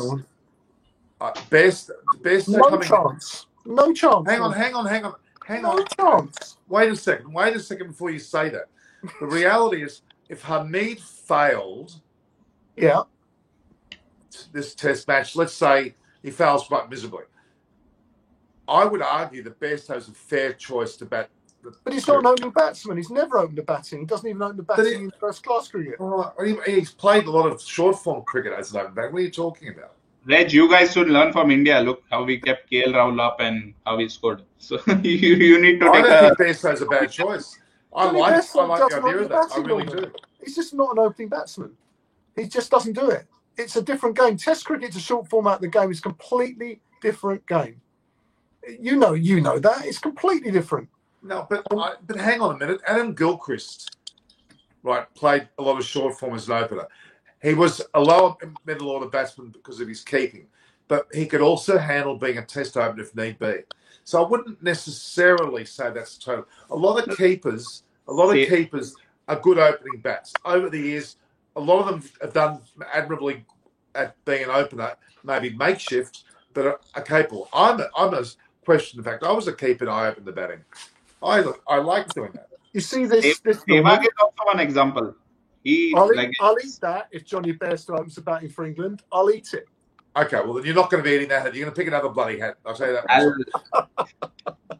Okay, then I'll give you some ketchup, Reg.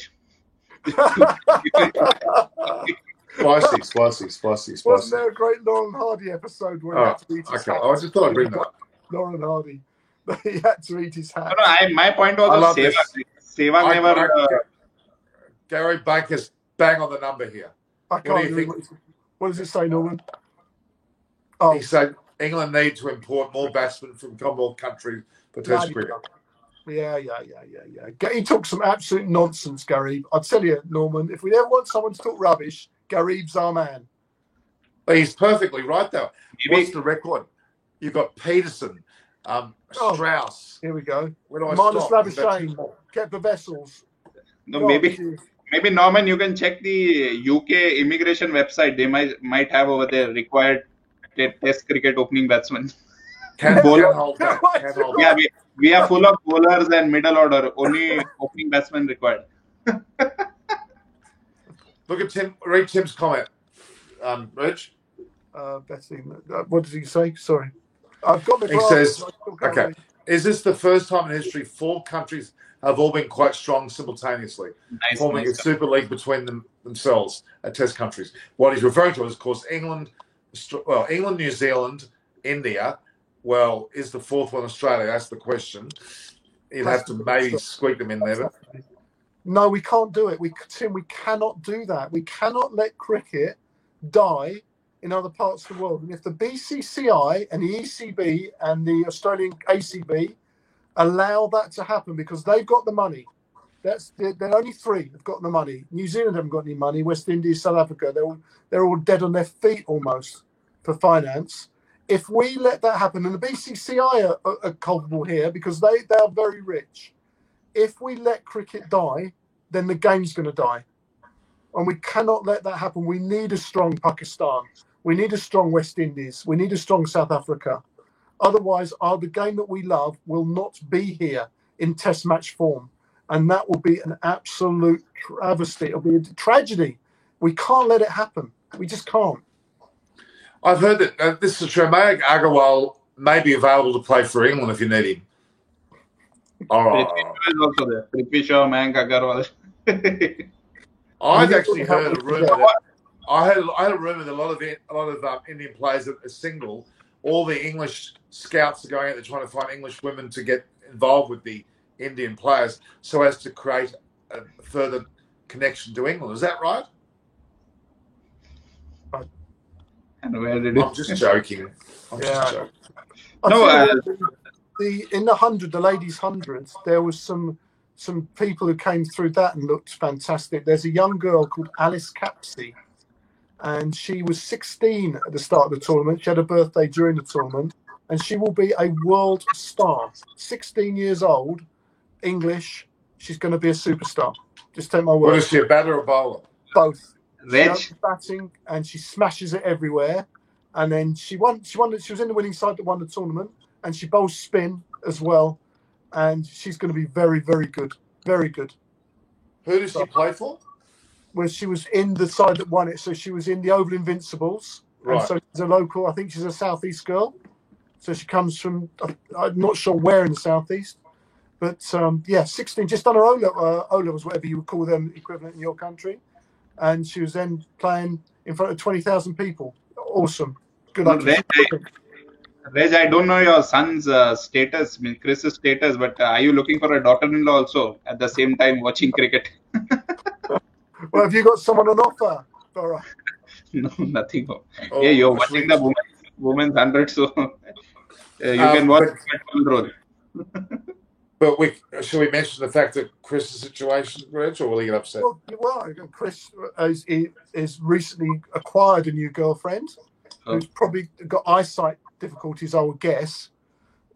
She's going out with him, or hasn't realised yet. What happened to his previous girlfriend? She's no longer on the scene, unfortunately. But there we go. These things happen, Norman, as you know, as we all know. Maybe Chris was not scoring well. Yeah. Chris hasn't scored well all season, Bahram. He's out of form with the bat. So I'm glad you explained what he was not scoring. I'm glad you explained what he was not scoring. Yeah, there's a lot of love for Alex Capsey here on the messages, Norman. People have been watching the 100. You say it's no good. The women's 100 was excellent, absolutely excellent. And the women's 100 was good, but I don't know whether the men's 100 was good. It certainly wasn't. It certainly wasn't bad. Put it that way. But I mean, a lot more was made of the women's 100 than the men's 100 at this stage, to be honest. Yeah. Prabhujan just said Popovic should come in for Hamid. But how do you do that? Hamid's going to open the batting, so you bring in a number 4 or 5 to replace an opener. You just can't do that. You've got to balance your sides. You've got to pick your openers, then your middle order, then your lower order, your keeper. You can't just have 11 number 5s coming in, can you? You can't. No. This is the same with Jennings. This is where the Ashwin problem is. Well, Jennings has been tried and tested and discarded. He's not good enough. And that's the problem. England have tried about 15 different openers. Sam Robson, Adam Lyth, Jennings, Hamid, Burns, Sibley. Oh my God, we've tried so many. Unfortunately, we haven't found one. We haven't found a good one. But who in your opinion is playing county cricket or in general, who isn't being in the squad who should be? Is there any opening batsman who should be there? I don't think there is, Norman. I think that they are struggling to find someone. I just think there's anyone who's sticking their hand up is being given a go. Because Burns and Sibley were the 2 best performing opening batsmen in the country when they got picked. Right. They were the outstanding players at the time. So look, that's what happens in cricket, doesn't it? It goes in circles, doesn't it? Well, see, so let's just stick with Burns and Hamid for a minute.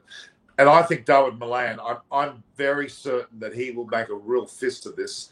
He will score and score big. I think he's going to. It's his home ground, is that right, too? Yeah, but he moved. It wasn't. Yeah, he's moved to Headingley. He wasn't. It's not naturally at Headingley as far as his younger cricket. He moved there. Two seasons ago, maybe 3. But has he played well there? He's won innings this year in the county championship because he only played 1 game. He got 199, and that's his only first-class red ball game. This is Root's home ground, right? He's from Yorkshire, right?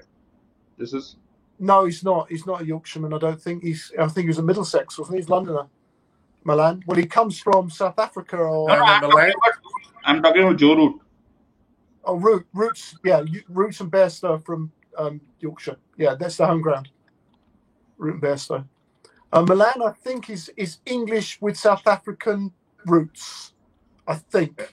And he plays for Middlesex. He plays for Middlesex. You're right. He did. I'm sure he was. I think he's got 1 English parent, 1 South African parent. Malan. His brother played cricket for South Africa, maybe, as well. Yeah. And his dad played cricket for South Africa. I think I'm right in saying. I might be wrong. Well, Dawood Malan, I've come to know him pretty well. He's a lovely bloke. Yeah. He's a tremendous guy. I'm very happy that he's playing. Well, I think some of his problems of not being played, Norman, is because he's got some issues off the field with certain people, hasn't he? I'm not sure how loved he is off the field. So he's outspoken is not the right word, but he doesn't hold back. A little bit arrogant at times. I think that doesn't always go down well in the dressing room when you're first coming into a dressing room. If you earn, what's funny when you say, I find him completely not arrogant. He is not arrogant at all. He's not arrogant. He's extremely friendly. He was with us because we had a close relationship with Middlesex 2 years ago. Yeah, where we were part of their entourage that watched them play at Lords in a Vitality Blast game, We got to know them there. We also went to training when they were in the nets with us. They also were involved with us quite a bit.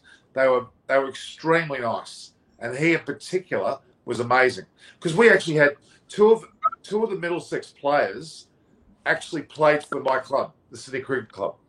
They were playing for Middlesex in their tournament, so that we had a very close bond with them, and they were tremendous. They were extremely fat. Now, obviously, AB de Villiers also played in that team as well. Owen Morgan was there. It was a very nice group of blokes, fantastic, and in particular, Darwin Milan. He actually spent time in the nets watching us play, talking to us, unnecessarily so. He just did it because he wanted to. He had no advantage. He just was just a nice guy. So I've got a lot of time for him, I think. That's good. I've never met him, Norman. I'm speaking from. Well, I'm talking about. I'm a pretty good judge. Yeah. He is extremely approachable, and therefore any arrogance that they're saying about him could be a form of jealousy, to be honest with you. Maybe, but the word was that in the dressing room he wasn't that popular. He wasn't that popular at Middlesex, and he moved county because of issues off the field with him. Well, again, I didn't see that. I don't know. I'm just telling you what the general word is. And but isn't that unfortunate? We can judge people wrongly sometimes. I mean, at the moment, Lang is copping a hell of a bashing in Australia. I mean, what's his name? Malcolm Conn, who's an ex-Cricket Australia guy, previously worked for The Age. Now he's with the Sydney Morning Herald. He wrote quite a detailed bashing of Justin Langer. He had a lot of respect for his cricketing ability when he played, so did we all, but his ability to handle people's gone out the window. He was very bombastic. I told you my experience when I was at SCG one evening and they were coming out of the ground and I was taking some video footage and doing a live to air. He got really angry at me and I thought, what the hell? I'm outside the ground. You've got no right to be talking to me at all, quite frankly. And he was particularly cranky. So that wasn't a good sign. So I think he's handled the job really badly. And I think they're only keeping their nose keeping the nose clean by saying he'll be there to May. He's not going to last the day after May. Norman, I need to sign off. I'm really sorry to have to love you. That's all right. I will hopefully talk to you. Just before you go, Reg, the West Indies Pakistan match is going to start in 30 minutes. It's also well poised. Extremely well poised. Yeah, I mean, West Indies the wickets that all summer in the West Indies look as though they've been pretty shabby, don't they? All the games have been low-scoring affairs with lots of wickets falling at all times. It's normally Jamaica. Jamaica's usually flat as a pancake, Norman, isn't it? It's like not this case this year. I understand St. Lucia being a little bit of a result wicket because it's usually a little bit there, but normally Barbados, Jamaica, Trinidad are flat. So God knows what's happening. But Pakistan, I keep telling you, good side Pakistan. And their approach is amazing. Their approach to trying to declare, declare and put them in and make the game of it was brilliant. Yeah, absolutely brilliant. Yeah, I have to leave you, Norman. I'm so sorry, guys. I'll speak to you soon. Talk to you. Bye. Cheers, guys. Ciao, ciao. Yeah, Bahram, that's a great game, Pakistan versus West Indies. Anything. Look, you know what? Any game against the West Indies is exciting. I don't care who's playing. There's something about the West Indies and especially Pakistan when they get together.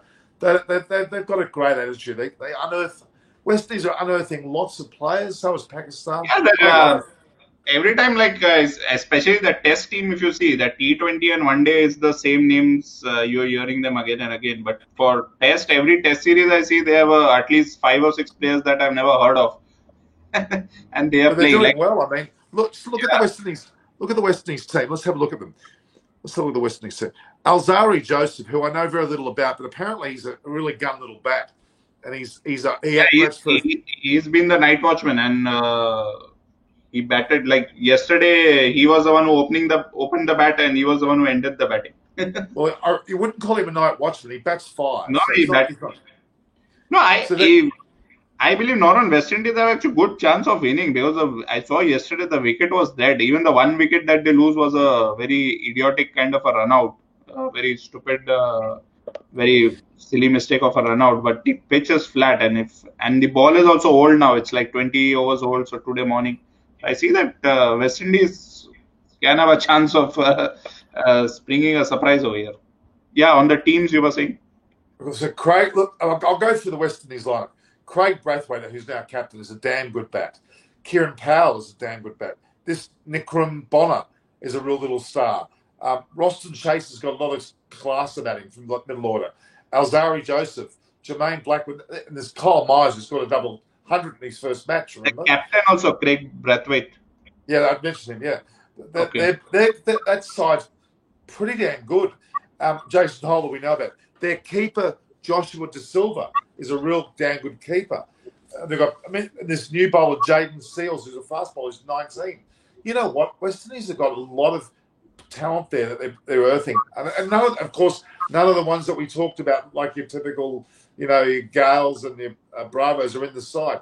This is a really good West Indian group of players. I'm very impressed with them. I think they've got a long... I was only missing Rakeem Conwell.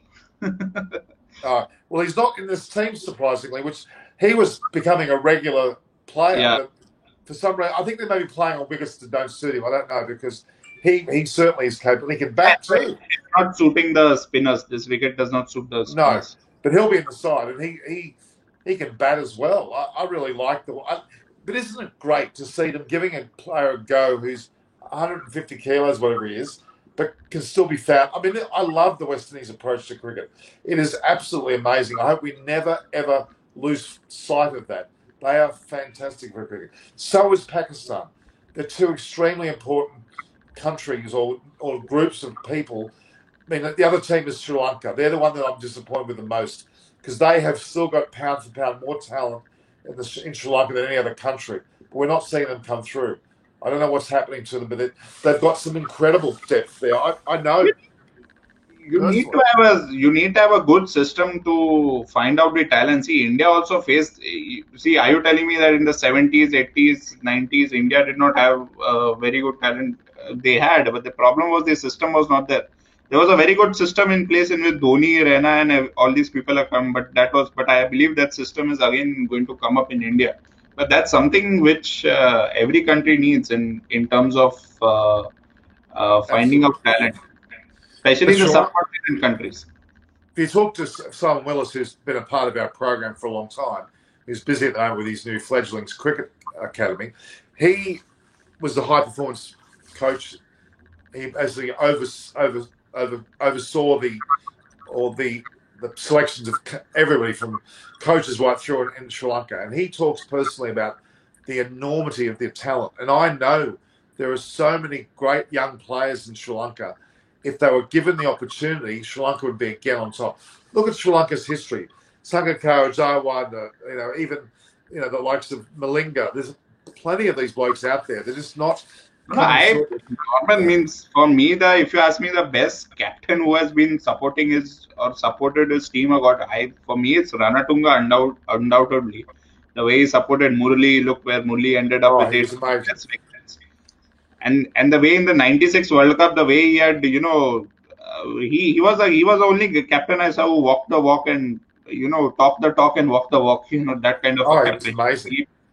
He made us very clear, and he used to very clearly, like to Australia especially, we had said, and he did it in the end. It was not that he was joking or something like that.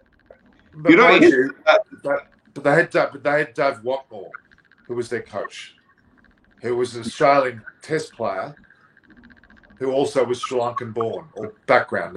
He was a great coach. If you have seen the Ranatunga interview, he talks about the final '96 World Cup final in Lahore. I think it was in Lahore, right? So he told me that when he was there, Imran Khan had advised him that you should bat first. It is advisable bat first. But when he saw the conditions, the dew coming in and everything, he decided. But he had faced a lot of. He was getting a lot of pressure that another previous World Cup winning captain is advising you something and you are going against that. But then he stuck to his guns, and that's really commendable. Well, look at the way Sri Lanka batted again. Don't forget, they played Australia in a World Cup final. Australia's record, in fact, I don't think Australia's lost a World Cup final. When they've been in one, they've won. I'm pretty sure. Except for 96. Yeah. I mean, every other one they've won. So it's when you play Australia in the final, you almost not give up, but you don't expect to win. But Ranatunga's, the way he handled that, again, setting Australia to bat first, but the consummate ease in which Aravinda Silva and Ranatunga himself batted, actually, I think MS Dhoni looked at that innings that Ranatunga played and took a leaf out of his book as well. It's one of the best measured innings to win a match you've ever seen. They were brilliant. They won easily. They made Australia look bad. And I mean, Stuart Law, I never forget, I was at Cinnamon Grand, which is a hotel in Sri Lanka, and we had our cricket team. And I invited Arjuna along because he was a close friend of my wife and myself to come along to meet our guys. We had Stuart Law as a part of our group because he's a Queensland. He was standing there talking to us when Arjuna walked through. And Stuart Law made a comment to say that, because Stuart Law dropped a catch during that match and they ended up winning. It wasn't because of his catch alone, but he said we couldn't crack him. Arjuna was just so mentally strong. You're right, he was one of the best. But then at the same time, now he was chairman of the cricket board of Sri Lanka during the early 2000s. Has not been good. He did okay then. But ever since he's lost that, he's fallen apart. And I'll explain what I'm getting at. He was lauded over at the Sinhalese Sports Club, the SSC. It was Arjuna Ranatunga gate. That was his ground. Every inch of it was him, right? He would play there when he was younger. But now he's banned from entering the ground. He's banned from entering the ground. Now, that's not a good situation, Bram. He's gone right off. He's been really bad. He's been very vocal. He's been very antagonistic. He's been almost detrimental for Sri Lankan cricket, which is really sad to see that he's on the nose of the entire cricket board. And he can say whatever he likes about them being corrupt and all that, which they certainly have had a lot of corruption. But it's more to do with the fact that Arjuna himself became a minister of ports and became, I wouldn't say corrupt, but he had his brother. Ports. No, ports, not sports, surprisingly. Minister of Ports. But he had his brother come back from America to be the chairman, right? He had one of his best mates to be the CEO. That smacked of something bad. Would you agree? You don't have your brother come back as the chairman and have your other best friend be the CEO. That stinks. That was disgraceful. Even though he might be able to trust them. I'm not saying you can't trust them, but that's not the way you operate. You don't do that, okay? So he's on the nose on everybody's. He's always bad. Sri Lanka team, once Mahela and Sangakkara retired, they completely, they were no longer a team, I would say. Well, they were actually discussed as well with the cricket board. They've got lots of issues. They basically disowned Sri Lanka. They're not involved in anything. Sangakkara is obviously MCC chairman. He's gone totally and utterly England.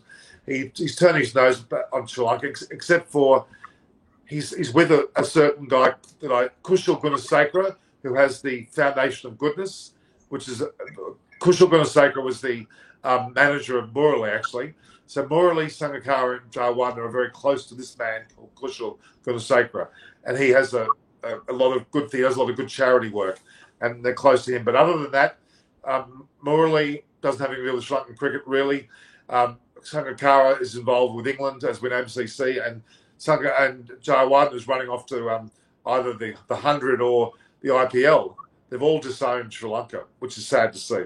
Those three, Jayawardene, Sangakkara, and perhaps Murali, should really be in charge of things. What about Mahela?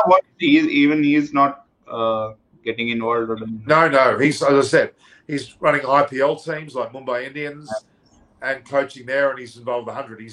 They've almost, in fact, Mahela Jayawardene is now divorced. His wife lives back in Sri Lanka. He has no real connection, which means Sri Lanka have lost 3 very significant people to their and it's because of there's a lot of issues there. Trust me, there's a lot of issues. But the young players are not coming through. The people are battling about who's more powerful, not who's got the better players, but who's more powerful. So the players are lost in all of that. It's, you know, they've always been taught to leave Sri Lanka and go and play IPL or play in America. They've actually almost left their country. Niroshan Dickweller, for example, who is an excellent player, should be the captain of Sri Lanka, the keeper batsman. He's now seeing psychologists. He's mentally a mess. And I know the kid. I know since he was 14. He was a great person, but he's been screwed up by this whole system. They've made a mess of it. There's only one man in that country who's in the board, Mohan De Silva. I know him personally.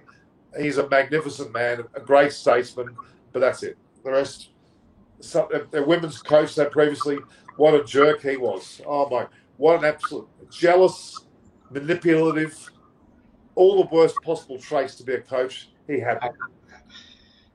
I don't know. So what's with the Sri Lankans? Because if you're aware about earlier this year also, there was this Mrs. Universe video. I don't know if you're aware. The girls were pulling the crown from her, and it was such a bad show. A very, very, very bad show. Yeah, it's really sad because whatever goes on in Sri Lanka, corruption's right in the middle of it. It's one of the worst. It's not one. It's the worst country for corruption. It's the worst. The worst. Pakistan, India, Bangladesh, you can combine them all, they're nowhere near as bad as Sri Lanka. The entire cricket board, right down to players, officials, supporters of that group, were all under investigation. I remember in the 90s or early 2000s, there was a big documentary that a lot of Pakistani players are actually shifting to Sri Lanka because the coaching system and this is very good, and they were showing like where they're teaching kids and coaching. So it was because I remember seeing that video in which they were. I say in India also, I have not seen like where they were grooming the kids and everything, but then looking out. Well, they had some great things going on, and again, this guy Kushal Gunasekara, I've just mentioned him. Kushal Gunasekara, look him up from the Foundation of Goodness. He was Murali's manager. He still is. Sangakkara, Jayawardene, and Murali, they would drop everything for this guy. Okay? When the tsunami hit in 2005, I think it was 2005, yeah, he gave his house. His house was hit by the tsunami up to the roof. He gave his house. He did everything there. He created schools. He took in children in the local area. He's got homes being built by the thousands around Sri Lanka. The man's amazing, right? He's also has an academy at his ground. Some of his young players had no shoes and now playing at the highest level. He put computers in everywhere. He's the mate. MCC, the Malabar Cricket Club, have a lot to talk about him. He's one of the most amazing guys. He should be in charge of Sri Lanka cricket. He's amazing. He's amazing. You can also go and help them out, Norman. Well, I'm afraid I know too much. I know far too much. It's a mess. They've got some real issues there, and it's not something you can just change and get rid of. It's endemic. It's the way they do things. It's something you just can't say sack everybody and restart, because the new people coming in would certainly become fractured and do their own thing as well. It's inherent. It's very hard for me to describe. It's involved with their politics. Their president is the decision maker of who gets picked in the side. Can you imagine that? Trevor Bayliss would be upset with Sangakkara and Jayawardene and Stuart Law, and they're upset. And I go, why are you guys upset? And they say, well, look at the team sheet. This is the team sheet we put. This is team sheet A with their selections. Out comes team sheet B with all these changes penciled by the president. I don't know. One thing only I can think of is maybe the ICC should act like how the Olympics or the FIFA acts. You know, like if they see some corruption going on in a particular country's board, they get in and they have. They actually sacked the person they brought in from Sri Lanka to be the person to find corruption. Would you believe? They had to sack that person because he was corrupted. So the person who was sent in there to do the job became corrupt, and he was Sri Lankan. But the reality is, once you get in the system there, you're surrounded by all this going on. It's inevitable that if you're going to survive, you have to become corrupt. Jaya Surya became a minister or something in the political arena because and then he suddenly was playing for the team. I mean, look, the Ranatunga brothers, Sanjeev Ranatunga, amazing guy. Nishantha, who was the secretary of the cricket board, there was a lot of concern when he was in there, is again another. Arjuna's got a different camp. It's just got all these splintering groups, and there's just everyone's out for themselves, I'm afraid. Everyone's out for themselves. And when that happens, you've got a mess. Haven't you? Let's hope it's cleared and Sri Lanka at least come back to their... it's going to take a generation, I'm afraid. Good, the Asian Cricket Council actually was based in Sri Lanka. It's now no longer there. That says a lot. Anyway. Okay, right. Norman, I'll take your leave. So I think maybe... Thanks, Brian. We'll talk to you again tomorrow or the days after. Okay. Take care. Enjoy. Take care. Ciao. Thank you. All right, guys. We had some great guest hosts here. Obviously, Reg Vernon. We had Gurkharat Gill. We had David Gravity. We had Beram Mirani. So we had a mixture of 2 Indian and 2 English in the group, which is exactly what we have here. We have a test match between England and India, with the 3rd test starting tomorrow. So I will be on a show tomorrow, which will be pre-match. So it's at 9 a.m. England time. So it'll be 1:30 p.m. Indian time and some 6 p.m. Australian time. So I'll be pre-match. I've done that for the previous 2 tests. And then the post-match will be after the match finishes. We'll have a post-match session as well. There'll be obviously some press conferences will come through. We've just seen the press conference of Dawood Malan, which basically says he's in the team. So for the record, the teams will likely to be the following. We'll basically have the England side will be almost certainly with Burns. Rory Burns as opener, with Hamid as the other opener. And number 3 will be Dawood Malan. 4 will be Root. 5 will be Bairstow. 6 will be probably Butler. Then 7 will be Ali. Then you'll have Curran at 8. He'll survive. He'll be there at 8. Then you'll have the 3 bowlers. Well, of course, one will be James Anderson. One will be Ollie Robinson. And the other will probably be Saqib Mahmood. That's the 11. Overton's a chance, but I don't think he'll be in. That'll be the 11 for England. For India, it'll be virtually unchanged, unless Shardul Thakur comes in for someone who may not be 100% fit, but that's not indicated so far. So you will have the openers of, again, Rahul with Rohit Sharma. Both played very well in the previous 2 tests. First drop, Pujara played admirably in the last innings of the 2nd test with Kohli, followed by Rahane, then into Punt. Then you'll have, of course, Jadeja. Then you'll have, again, the same 4 bowlers. Shami Bumrah, Ishant Sharma, and Siraj.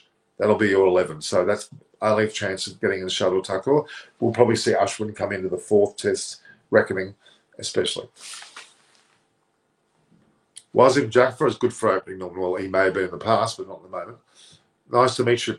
So I'm out Tim in the program having a bit of a chat here. Should Shardul come in for Sharma? I don't think. Well, there's a chance that could happen. There is a chance, but it's probably unlikely now. I think they're going to keep the same 11, so that may not be seeing any changes there at all. So anyone that's been on the show today, as far as your viewership is concerned, please make sure that you've subscribed to the YouTube channel, my YouTube channel, Eyes on Cricket with Norman Koshnick. And obviously then also once you've subscribed, consider membership, which would be great too, but also consider hitting the notification bell on the side, Then, of course, my @Norm Koch, which is my Twitter and my Instagram handle, @Norm Koch, NORMKOCH. And then also I'm on LinkedIn, if you like, and Facebook. So quite a few platforms. What about Ashwin Prabhanjan? I don't think he's in. Not that he's not good enough. He's just not in. It's not in the mix of this game, which is the New Zealand or Indian cricket test team. I think India are, but I think the way that they handle the World Test Championship, New Zealand was an upper hand there, but India's, I think, pound for pound better. Up ahead of England in the first day. Rain turned up and it rained to the game. Yeah, true. That's true. That we could have been 2-0. India could have been 2-0 up. There's no doubt about that. They could have easily been 2-0 up, but they didn't have that happen. So please join me tomorrow. Again, I've got the actual the events are already. I'm on my YouTube channel. I think we know New Zealand is the best 11. India has a deeper squad. Well, Tim, yes, New Zealand has the best 11 if they're all playing, certainly, and the right conditions, certainly. But in the New Zealand team playing in Australia, they can't take a trick, no matter what type of them they play against, which is just disappointing. Anderson and Root are key players, absolutely. If they perform good in this match and the whole series, then England have a winning chance of England side a week. Yeah, look, Root and Anderson's become extremely important now that both Broad. Yeah, let's go through it. You've got Broad, Wood, Ben Stokes, Chris Wokes, and Ben Folkes are all out. You've also got their archers out as well. There's quite a few bowlers and all-rounders that are out. Sam Curran's not in a great form. They've got a few out, haven't they? And Crawley's not in form. He's been dropped. Lawrence is still in the squad, but he shouldn't be there either, really. Yeah, so they've got Leach and Bess. They haven't got much of a go, but yeah, there's a few issues there with the England lineup. Indeed. Is Anderson playing the whole series? Well, he may have to. He's playing 3 test matches in a row. It would have liked to have had Broad and Wood there, but maybe Wood will be better for the 4th test. He may come in, you don't know. But Sakim Malu's coming in as well. Because if Anderson's out, the Indian would definitely. Oh, yeah, that's for sure. If Anderson has to be, but Anderson will maybe rest in the 4th or 5th test. That was probably the plan. But at the moment, it's a real mess. Mayank, Palricha, how are you? Match beautiful. 5th, D5, 4th season. Binod. Okay. We can score a bit big if Root. Who can score big? Root, Rahul, or Kohli? Well, Root and Rahul have done it so far. Maybe it's Kohli's turn this time. Ollie Stone is also out for 6 months. He has screws put in his back.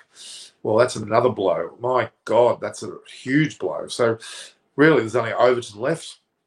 And second, Mahmood, that's Ollie Stone, that's screws in his back. Oh, that sounds gruesome, to say the least. Doesn't sound healthy at all, does it? I wouldn't like to be in that situation. So, yeah, that's where we're at, guys. So, any more questions, guys? I can ask you questions now. I've got just me online.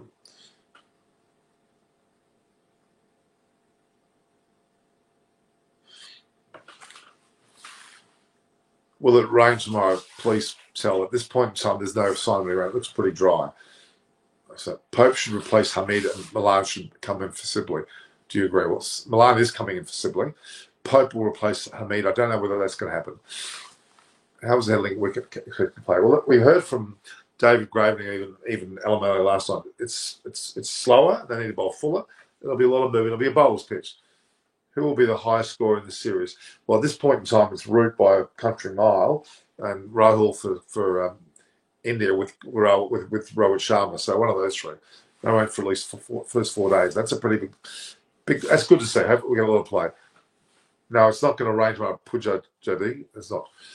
Tamaya Chani. Sir, this is any chance of Ashwin playing? Doesn't look like it. Doesn't look like it. The Indian 11 will stay almost exactly the same. So. Tamaya Chani, have you subscribed? Have you subscribed, Puja Jadi? I'm guessing Tim has. Please subscribe, guys. Anyone that's on the line now, please subscribe if you haven't done so. Just helps me understand where we're at with who's viewing, etc. Is Headley wickets bounce more than Lord's bounce? I don't necessarily think it has more bounce as such, no. Ankit Shikara, who will win the series? I think India will. I mean, they're 1-0 up after 2 matches. They've got 3 left. India win this match, they'll go 2-0 up. They've won the series, effectively. Yeah, it's one of the worst English batting lines since it's the 80s. I would agree with that. Vinod Talwal. So, who do you think is the next best thing in the world cricket? Who is? There's quite a few of the young West Indian players I really like the look of as well. There's some on the England side that are there. There's quite a few floating. How about a specialist captain? Both Root and Kohli are bad at tactics and review. Yeah, well, yeah, but then again, Kohli's his captaincy was great in this last match. What can we expect from the pitch, batting or bowling? 50-50. It's going to be more a bowler's wicket, I think. It could be something if the batters, they bat early, but as the match wears on, it's more a bowling. Yeah, win toss, bat first, you would argue will be the way to go. Darren Millane will have a major impact. I think he's going to be a very significant stabilisation of that England batting line. Could actually help a lot to stop England losing a match, actually. Have to argue that's the case.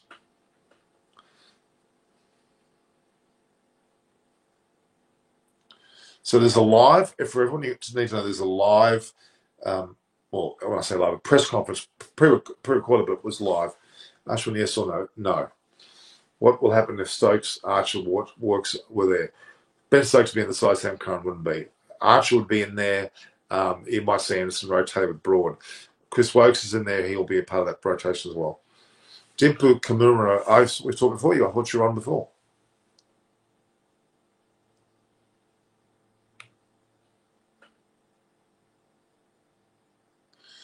That's good numbers tonight, guys. Thank you.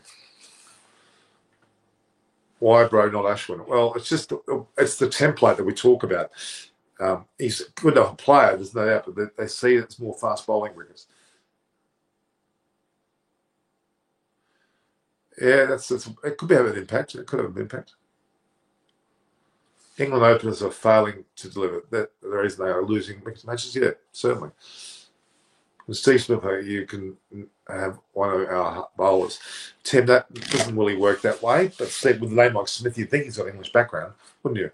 You know, one of our bowlers, well, we wouldn't mind taking, if you will take Anderson Broad, they're a bit late now, they've obviously passed their best.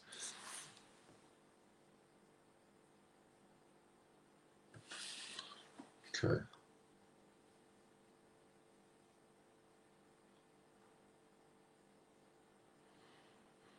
Okay. All right. Who would I choose, India or Australia, to win what, a match? Who are we talking about? The World Cup, India's ahead at the moment. India's ahead of both Australia and all formats. What's about India as a country? India's a great country. It's one of the most economically sound countries in a lot of future. Fine, they don't need England bowlers. Well, we're lacking a little bit. England's paying the price of investing more in white ball cricket. Good point. Can Sky play tomorrow? Interesting about Sky, I didn't realise that it's Shrey Kumar Yadav, SKY. That's where the SKY comes from. How's that possible, man? How's what possible? Well, it's just the way it is. I want Marnus or Wade as Australian captain. Matthew Wade, absolutely not. Marnus Labuschagne's never captain at any level, so they're both not going to be there. Because Payne doesn't doing nothing to Australian team. Well, you'll see other captains coming eventually. They can try extra batsmen, but because they bowl, they're settled. How have you ever been? Have you ever been to India? I've been there 20 times. Surya Kumar Yadav. Surya is A and Yadav is Y. Sky. So don't you think players like Kane and Root make runs only at home and easy? Well, no, they're pretty good all around the world, to be honest. Thank you. That's a nice comment. I'll take a photograph of it. No, look, I don't think Root and Millicent's only good at home. That's not true at all. Not true at all. Not true at all. Not true at all, guys. They're good in a lot of places. Look at here.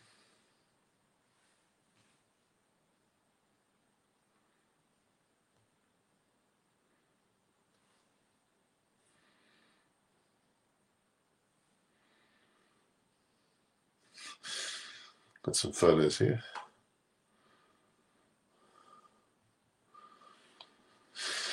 All right.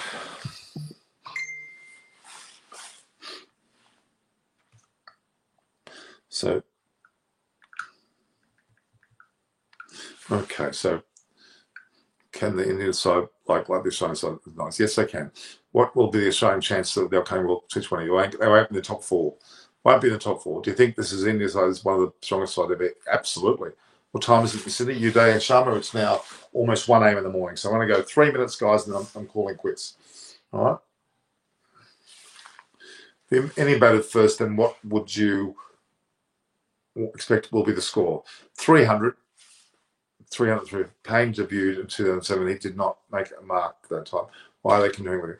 Well, he's coming at a very important time. He's got to be given some credit for that. He was a great keeper. He just broke his hand. He was not going to play again, or fingers badly damaged. Anyway, he did pretty well. 12:58 a.m. That's correct. And Cummins not in second part of IPL. I don't know about that. I thought he was, to be honest. I didn't know whether that was the case at all. All right, guys. 2 minutes, then I'm going. Shardul in the 11. Well, Shardul could be the only change for maybe Ishant Sharma. That could be the only change, but at this stage, it doesn't look like any change has been made. Tell her about your cricket journalist journey. I have a video on Ankit Chahara. If you go through my videos, it talks about them in great depth. Go through my videos and look through the one which actually talks about my Norman Kochnak. But yeah, 15 years, certainly, of journey. I've had my own TV show called Through the Eyes of a Cricketer. Some 30 episodes. I interviewed all these great players. It's called TV Arcana, which I often link to. Public, you're getting announced their T20 World Cup squad. They did too. I've got that up on my community page. Have you been to my community page, guys? Your photo, Fab Four bowlers in this era. In this era? Oh, I mean, in this era, does that include McGrath? I don't know. Bumrah certainly would be up there, I would argue. James Anderson, Broad, have to bring those ones in. And probably some of the South African bowlers. I will come to India one day, Tammy Ochani, don't worry. 5 words about me. You're Sunday, or you're a singer, you're of Sri Lankan background, you live in England, and you're young. It was a country or a continent. Australia is both a country and a continent. Great country. Okay, Virat hasn't won a nice as he tries time to. Not yet, Harry Backer. No, I wouldn't agree with that. No, I don't agree with that at all.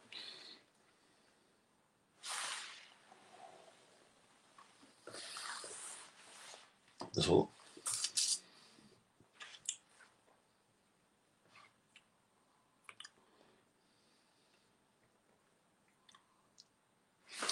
All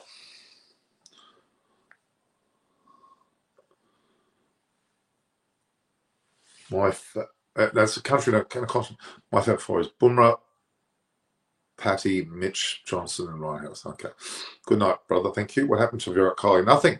Virat Kohli's your Virat Kohli. You're here. Virat only Payton champion. Pakistan or West Indies? I think they just started, actually, haven't they? The day 5 official one started. They're 2 for 67 West Indies. They've lost a wicket.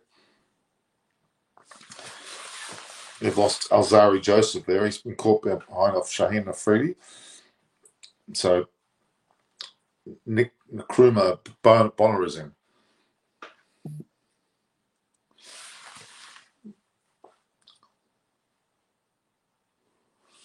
Okay. I think it's going to be 60-40 or 70-30 India. Draw, I don't think so. But no, Shubman Gill's Edward Ashik. Shubman Gill is still injured. He's in fact back home in India. He's not even in England. And so Rahane won't be replaced by him, that's for sure. Thank you, Ankit Chahara. So you will reach 1 million subscribers soon. I hope so. Thanks for the stream. My pleasure, guys. All right, we're going to just see what's the story here. So yeah, it's great that you subscribe, guys. If you're here online now and you're in front of me, please subscribe. Hit the subscribe button, hit the notification button. Also go to my Twitter and Instagram handle at Norm Koch, and I have a Facebook and a LinkedIn page under Norman Kochner. Okay. Okay. Should Vince come in for Hamid? Now it's actually going to be David Malan will come in for Hamid. So you live in Sri Lanka, but you're an avid England supporter. You're Sunday. Where are you in Sri Lanka? What part of Sri Lanka?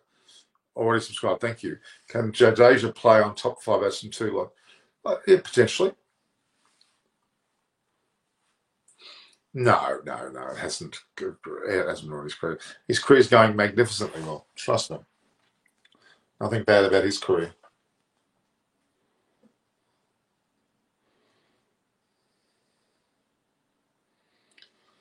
Looks like, guys, make sure you look at the media conference of David Malani. After this, please go and look at that. Certainly there's a lot there to be talked about, I think.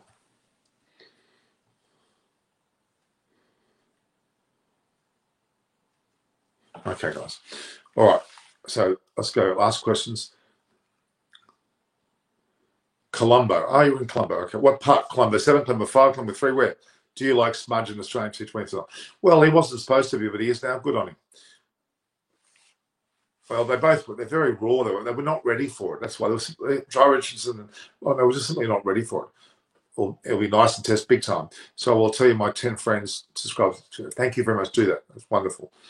When is the next Aussie on street reaction? Is it not happening due to COVID situation? That's Buckle Double. That's one of the reasons why I can't do it. Yes, we're very heavily under control here. Every match we expect him to score 100, but finally he reached 700. Yeah, don't be so. Milan in Ashwin, no. Ashwin won't be in Suswat, so I don't think he is. Coley is no longer interested in cricket. He is interested in retirement mood. No, that's rubbish. Modelling rubbish. You're from Gaul. You're from Gaul. You're from Gaul. Okay. The best all-rounder is Jason Holder. Ben Stokes is overrated. Oh, I don't know, Tim. Will Darwin Blaine be a match winner in this match? He will play well. He'll do a Rahul, in my opinion. Where have you been in India, Norman? Where have you been in India? I can't think to Bangalore, Kolkata, Chennai, Mumbai, Delhi, Agra, Jaipur, Amritsar. How's it going, big man? Hello, Human. How are you? It's good to see you up there, Human. You're coming a bit late. Why are you coming in late like that? Where have you been?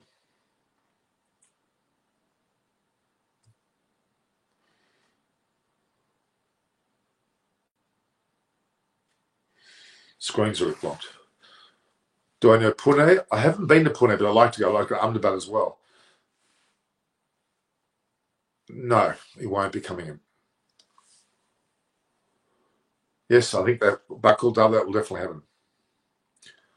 I know I haven't been there, as I said. Ben Stokes' bowling has deteriorated. He is a part-time bowler now. No, that's not true. That's not true at all.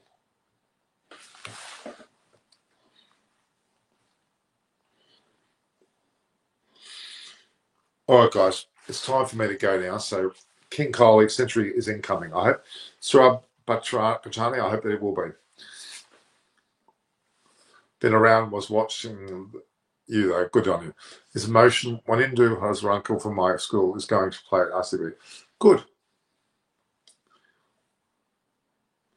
If I were out there, I would have told Stokes to come in the side back. Okay. In March, I heard a rumor that Smudge wanted to be out of the two. You're right. That's exactly what happened. Bye, sir. Bye, pal. You're playing 11 for New Zealand, Bangladesh, first T20. Don't let of New Zealand. Or it's hard to say. I haven't looked at it carefully enough. I'm privileged to have Sir David on this channel. It certainly was Buckle. Certainly was. Absolutely privileged. Where have you people come from? All of a sudden, we've got people joining us. If you're new to the screens, subscribe. Hit the subscribe button, please. Subscribe button. Eyes on Cricket with Norm Koch. Subscribe button, notification button. At Norm Koch is the Instagram, Twitter. I have a Norman Koch Facebook and also LinkedIn page. Yeah, he won't come back before the end of the year. Take a look at Fawad Alam, his recent form. He certainly was. Watch out for it. Watch alone. Long for. Yes, of course. So I want to talk to you on live stream. How can I join? Send me, Dimpu, send me a message to my Instagram at Norm Koch, and I'll send me your email and whatever, and I'll contact you that way. I think 3-1 India. Please tell me when you'll visit next time. I will invite you to my house. Love that. Ankit Chikara. Give me your email address. Ankit. Send my Ankit Chikara. Send up my email to my at Norm Koch. Send me your email address. Yeah, hopeless, Edward, that's for sure. Well, maybe not yet, Garo. I'll give you that. Is Jofra Archer's injury worse than expected? Is he? I think he's gone. Well, Jack Leach's playing tomorrow. No. Okay, so see you around. See you. Send me there. 3. Okay, good. And PCB is going for overhaul with Ramesh Karaja as chairman. Interesting. Which team is better than India or England? Ooh, they weren't necessarily good, were they?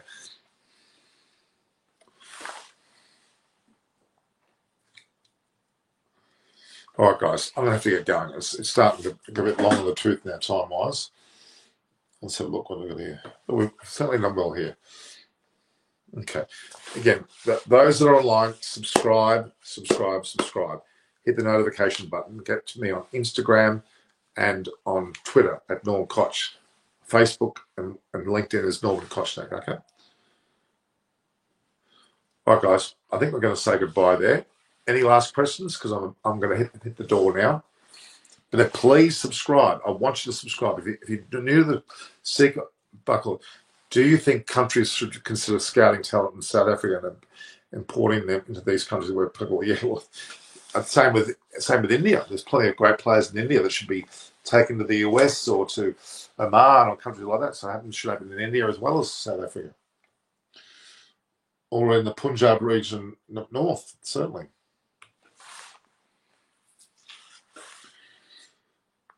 Okay, guys. I did say I'm going to go soon, guys. So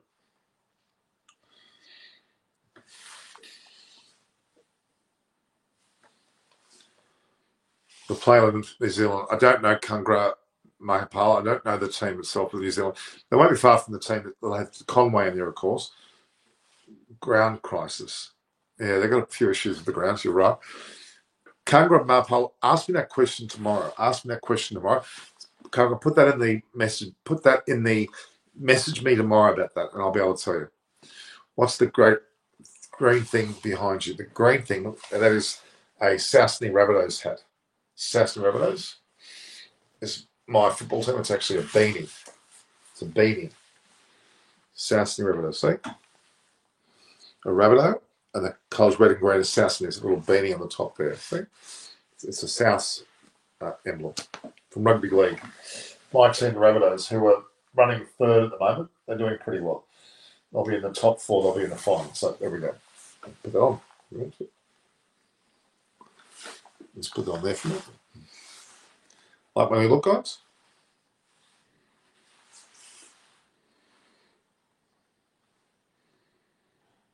There we are. Okay. PSL money issues. There probably is. There's probably money issues all over the world, let's be honest. And it's not really something unique to one sport. What innovation would you like to see happen in cricket? To keep Test cricket at all costs. Never let go of Test cricket. Bring Test cricket to the Olympics. Certainly. Test cricket. Yeah, not one day. Tommy Johannesburg, Cricket Stadium. They're all good. A lot of it, I love Wanderers better. Absolutely. Talk on South African selection policy, not good. Between India and England, match, what team you're going to support? India. You look great, man. Thank you. When is Mervyn Richards going to be on next? Now, Baku Daba, I had a message from Merv today, actually, and he said to me, and I will show you. Where did he message me? There we are. It says it there. Can you see that? That's a message from. That's Mervyn Richards. He's going to be here next week. Okay. What about Duke's ball and test in all conditions? Well, not all conditions. That's what they've got in England. The SK ball is one in India, isn't it? And they've got Kookaburra and Australia. People are not watching cricket anymore. What is the reason behind it? They are watching. That's not true at all. Not true at all. Duke will bring back seamer in the game. Of course it does. It's a bowler's ball, so to speak. Used to watch cricket with interest. They still do. Probably they still do. All right, guys. We're going to call it quits there, okay? I'm going to call it quits. All the best to you guys. Subscribe to the channel Eyes on Cricket with Norman Kochnak. Make sure you hit the notification button as well. At Norm Koch is my Instagram and my Twitter. Norman Kochnak for LinkedIn, Norman Kochnak for Facebook. All right. Last question. You have a lot of energy to do. And thank you very much. I do. Can we have a WTC clubbed with Olympics? When it gets gold, that's fine. I think why not? Which country has good domestic cricket circuit? Both do, actually. But Australia's a bit waning, but Australia do. Okay. All right. So did put something measure. Okay. Buckle. Peace to you. See you all, guys. See you very soon. I appreciate all of your efforts, but we'll talk soon, guys. I think it's time is up. All right. All the best.